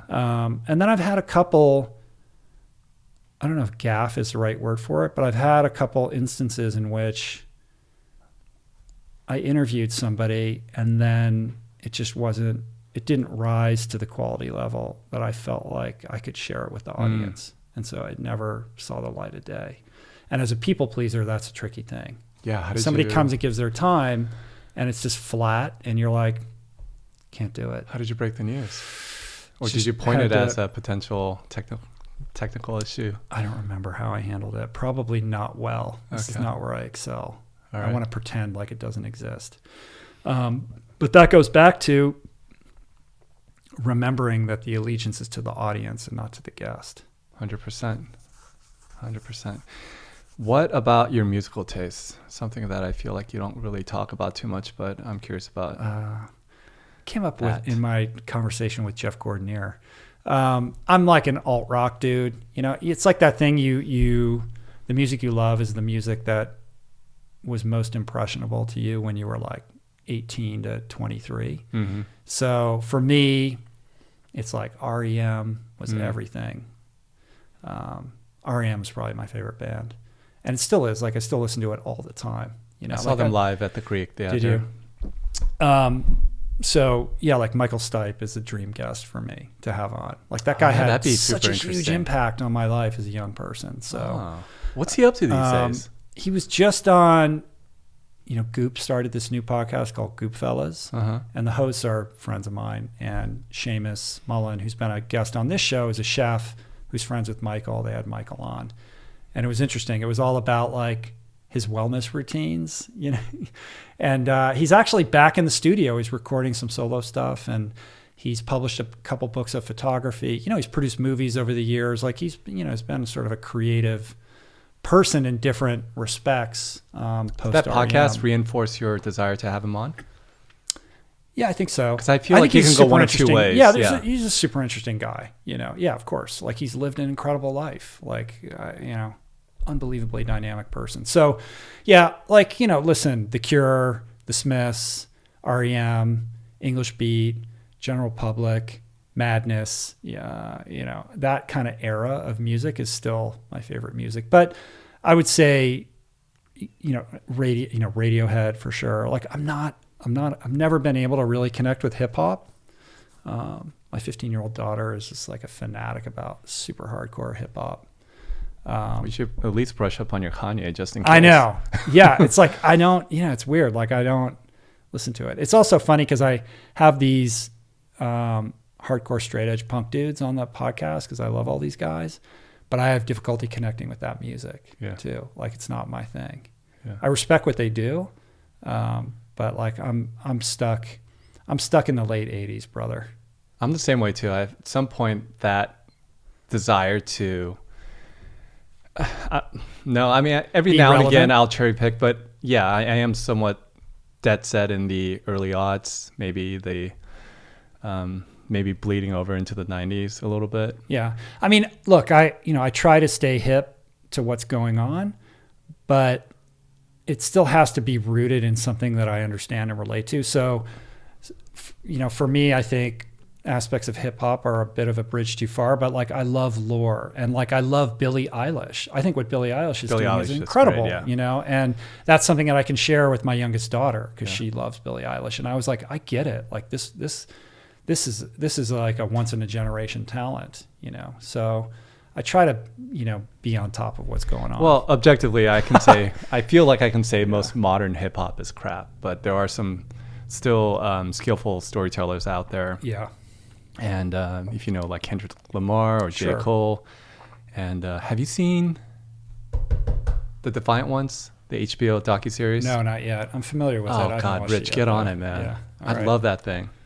I'll check it out. What Alan Hughes did with that was just nothing short of brilliance. I will make a point. Yeah. Okay. All right. Let's talk about the live event because I definitely want to promote that. I feel like this, you venturing more into, at least intentionally into the public speaking realm is just a natural progression to your still evolving story. Mm-hmm. And so the whole adage about how people would rather be the person in the coffin than the one actually delivering the eulogy. Like you've had enough practice by now, but I'm really curious about how you decided to go forward with something like this at the scale in which you're intending on delivering this first show at the Wilshire Ebell Theater, which is gorgeous, 1,200 seat theater. But, you're going all in. You're not doing this. You're not kind of like dipping your toes into this realm. So talk about that, brother. It's a big step. I really, have this vision of going on the road with the podcast and doing a multi-city tour. Part of it is informed by the fact that I live in a relatively remote, yes, we're in LA, but like I kind of live in a remote area and I spend most of my time at home and I produce the podcast and do what I do. But it's not unless I travel or I'm in airports that I meet people or connect with people that are fans or impacted by the work that I do. And I like that connection and I wanted to deepen that connection. And I think doing live events is a great opportunity to create additional community around these ideas that I feel are important. So that's part of it. And it just sounds like a blast. Like, let's go on the road with the podcast, like super fun, right? So the first phase of that is producing an event in LA and just crushing it, like rocking it out to establish like, hey, the audience is there, and to engender confidence in the venue bookers across the country that we can fill a room of that size. So it's a big venue, 1,200 seats. It's no joke. We're over half sold out at this point. We're at, what is it, August 9th or August 8th, August 9th today. And we still have 6 weeks to go. So I'm confident that we're going to sell it out, which is super exciting. And it's going to be a live version of the podcast, of course, but also I'm building in other kind of entertainment elements so that it is a standalone experience that is tailored for, being there in person. So I'm going to be making announcements fairly soon about who the special guest is and some of the other things that we're going to do. And so you're not going to do a Letterman style and surprise people day of? I thought about that. I mean, I think that's what Dak Shepard does. Like he doesn't tell anyone and then he just surprises them. But I think it depends on who. There's a couple people we're looking at for the special guests. Like, certain people don't want you leveraging their name just to sell tickets. Like, and I can understand that. It's probably part of the reason why Dax does it the way he does. So we're just trying to figure out as we go, but more will be revealed. But yeah, the event is September 27th, Friday, Wilshire Ebell Theater. Beautiful, historic, one of those old school LA theaters, 1,200 seats. And man, I'm pumped. It's going to be cool. And the idea is we're going to be able to capture all of that. And then if appropriate, like also share that on the podcast. So it's sort of like we do two things at once, but that in-person experience is just, it's something unique and special and something I want to have more of. It makes all the sense in the world to see you evolve into the space. And what about video? Are you going to do any video production where? Yeah, we're looking into that as well. Okay. Like we have to solicit the approval of the venue and all of that. It gets like complicated. There's certain things like we can't do without huge additional expense. And, we're like, this is all new to me. So we're like kind of learning the rules of the road as we go.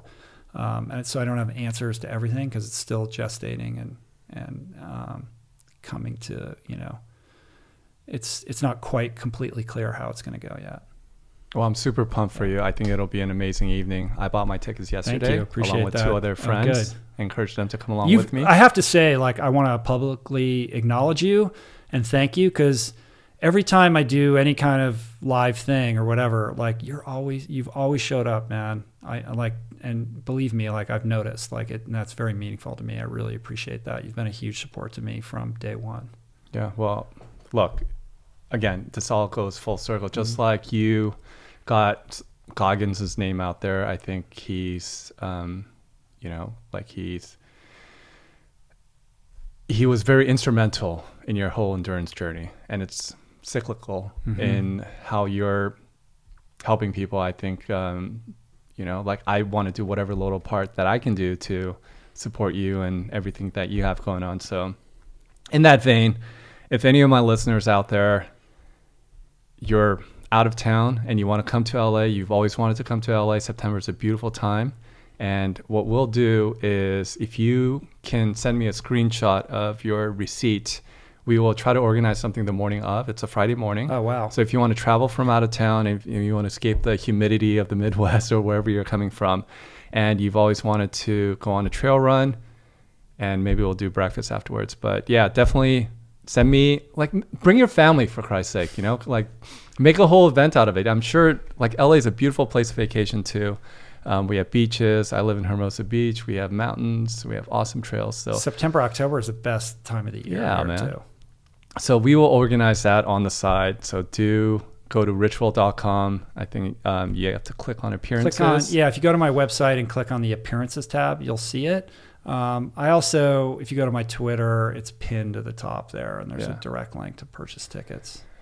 I have a couple final questions, and then we'll end the show. Yeah, I want to know about the best and the worst days of your life. When I ask you that question, what comes to mind? The best and the worst days are kind of the same. That my experience is that these things that happen where in the moment feel like the absolute worst thing that could ever happen to you tend to be the beginning of something new and amazing. And I think we judge these experiences based on a lack of data. Like we say, this is bad, this is good, this is not supposed to be happening to me. I can't believe this is happening to me. on what criteria are we making that judgment call? And I think when you telescope out and you've lived, a little bit longer and you've had more experiences in your life, you begin to recognize that those ebbs and flows and those low moments are actually the catalyst for the things that, end up being the best things in your life. So if I had to identify those low moments, it's like I sent my new wife home from our honeymoon and never saw her again. It's a pretty dark moment. That's a moment that I had to drink for almost an entire year afterwards because I was so emotionally devastated by it. And yet now looking back on it, I understand her perspective, and I'm very grateful that occurred because she was able to see what I couldn't in that moment, which is that we were ill-suited for each other and that I had a tremendous amount of personal growth that I needed to undergo before I could be in a healthy relationship. Or, not being able to pay these bills. Like these moments where we're tested are what develop and reveal character and give us the resiliency and the fortitude to engage in and conquer challenges later in our life. So, I do my best to try to reserve judgment on these things. And the more I can just be present with what is, in a more Jedi mentality of not being reactive and judgmental, then I'm in a position to make better decisions. And if you want to make those judgment calls much later, that's fine. I think you're in a better position to do that. But let's not be so quick to attach labels to these things that happen in our lives. I don't mean to put you on the spot, but when it comes to the matters of the heart and health, you've had this incredible assortment of guests on your show. When it's all said and done, and if you want to, not in a cheesy like Randy Pausch kind of way, but in a way sort of like if you wanted to pass along certain key messages from these episodes that you can pinpoint for Jaya, to Mathis, to your other boys,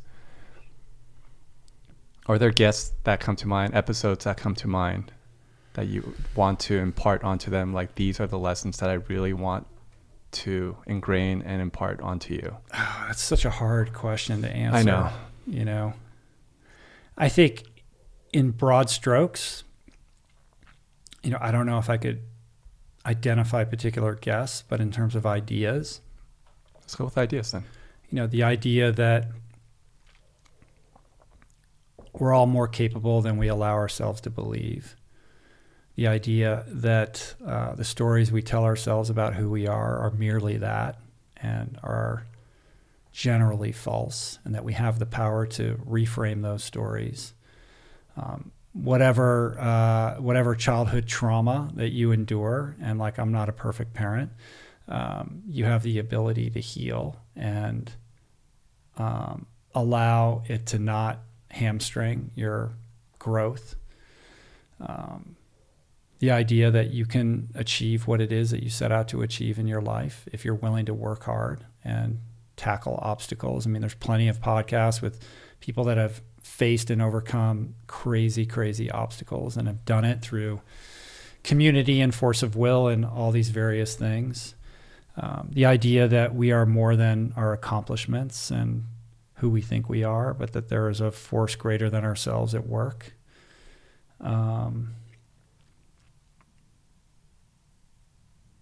People, community, faith, lifestyle practices that are about self-care, transcending this culture that corrals us into thinking things like material success and commercial success and social media success and all of these things have value.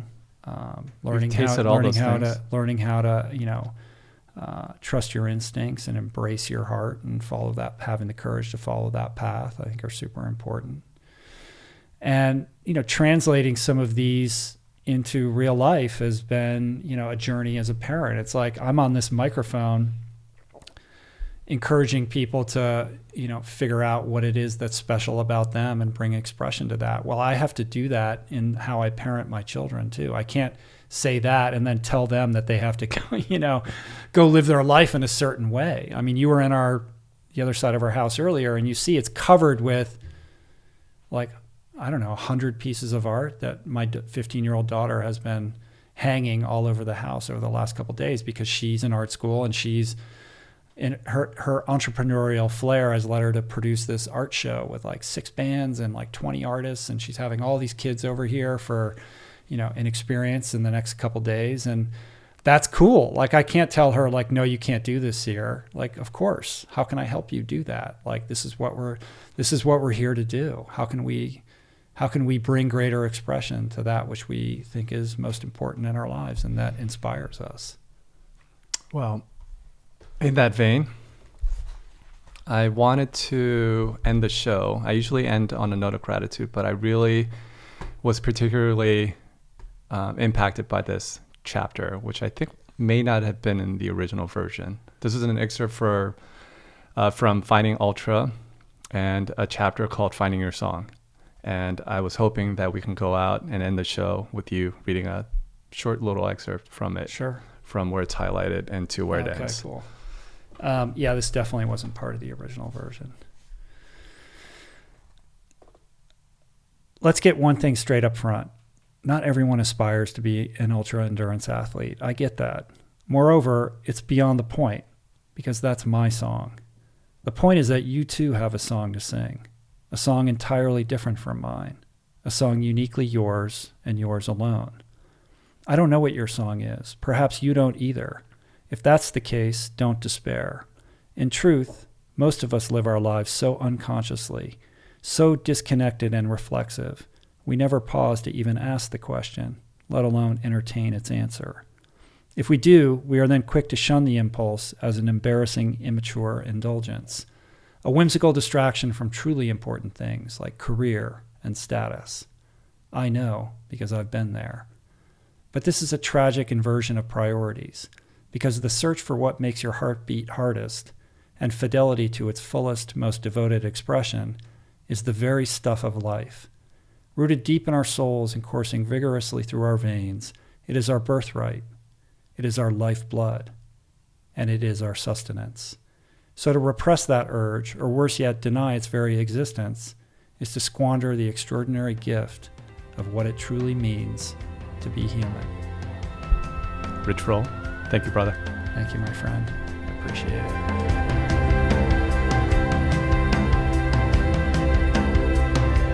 All right, you guys, that was the episode. What did you guys think? Hopefully you learned something new about him and got tremendous value.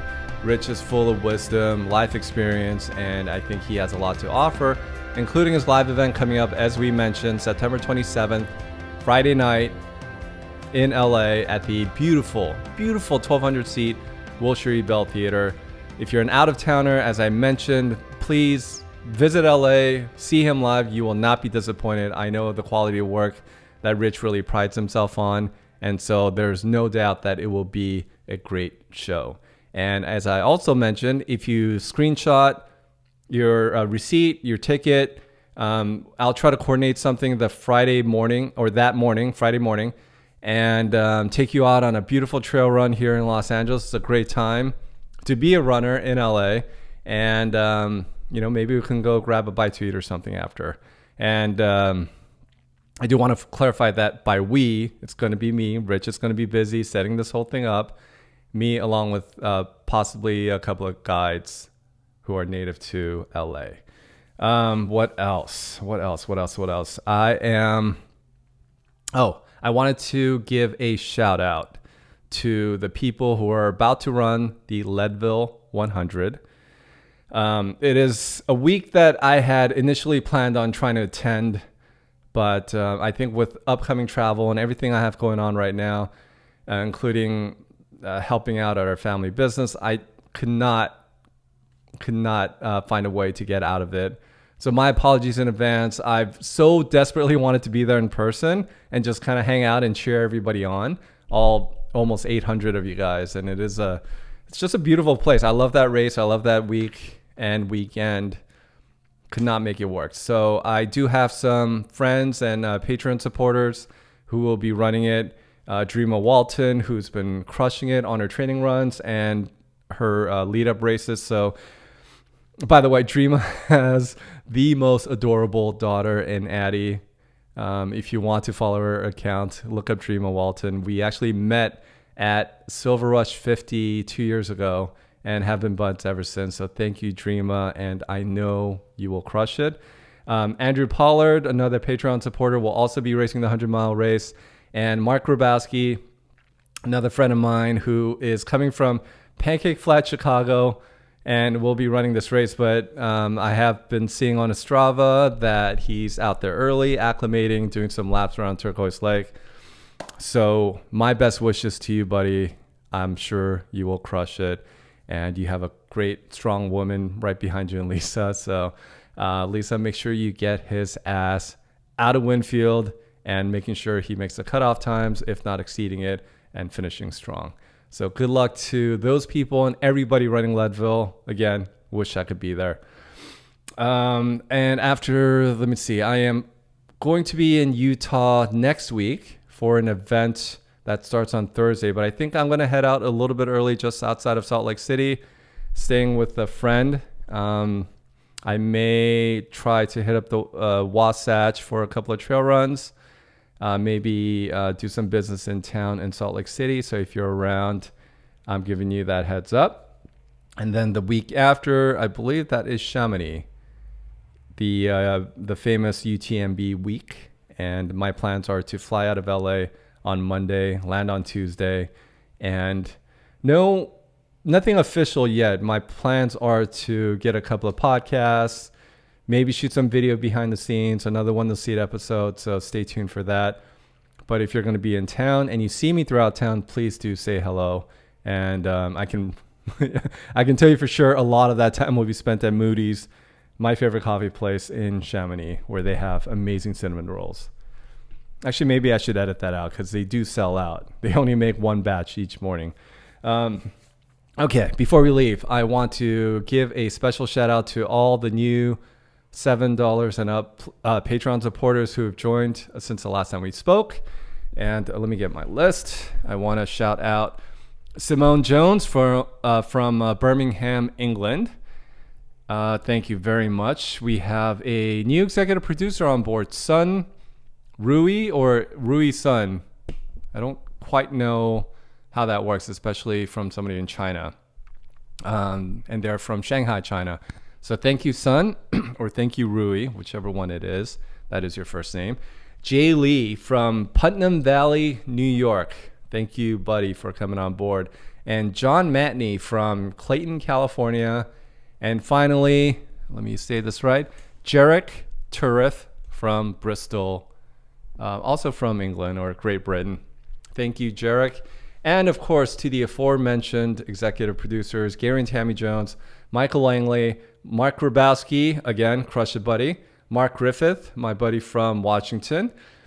Wayne Chan, Andrew Pollard, who's, again, running Leadville himself. Brian Sands, Liz McCutcheon, whose question was asked and answered on the show. And brand new Sun Rui, thank you for coming on board. Really appreciated you guys. And to all my Patreon supporters and everybody who takes the time to download and rate and review the show, share on your social media channels. It means a lot, and I am humbled by just your attention and your willingness to even engage and download my content. Means a lot, considering the wealth of choices out there, as Rich and I talked about earlier, and there is quite a lot. So thank you guys. And my address here, WeWork here of Billy Yang Films, 1240 Rosecrans Avenue, Suite 120 in Manhattan Beach, California, 90266 in USA, of course.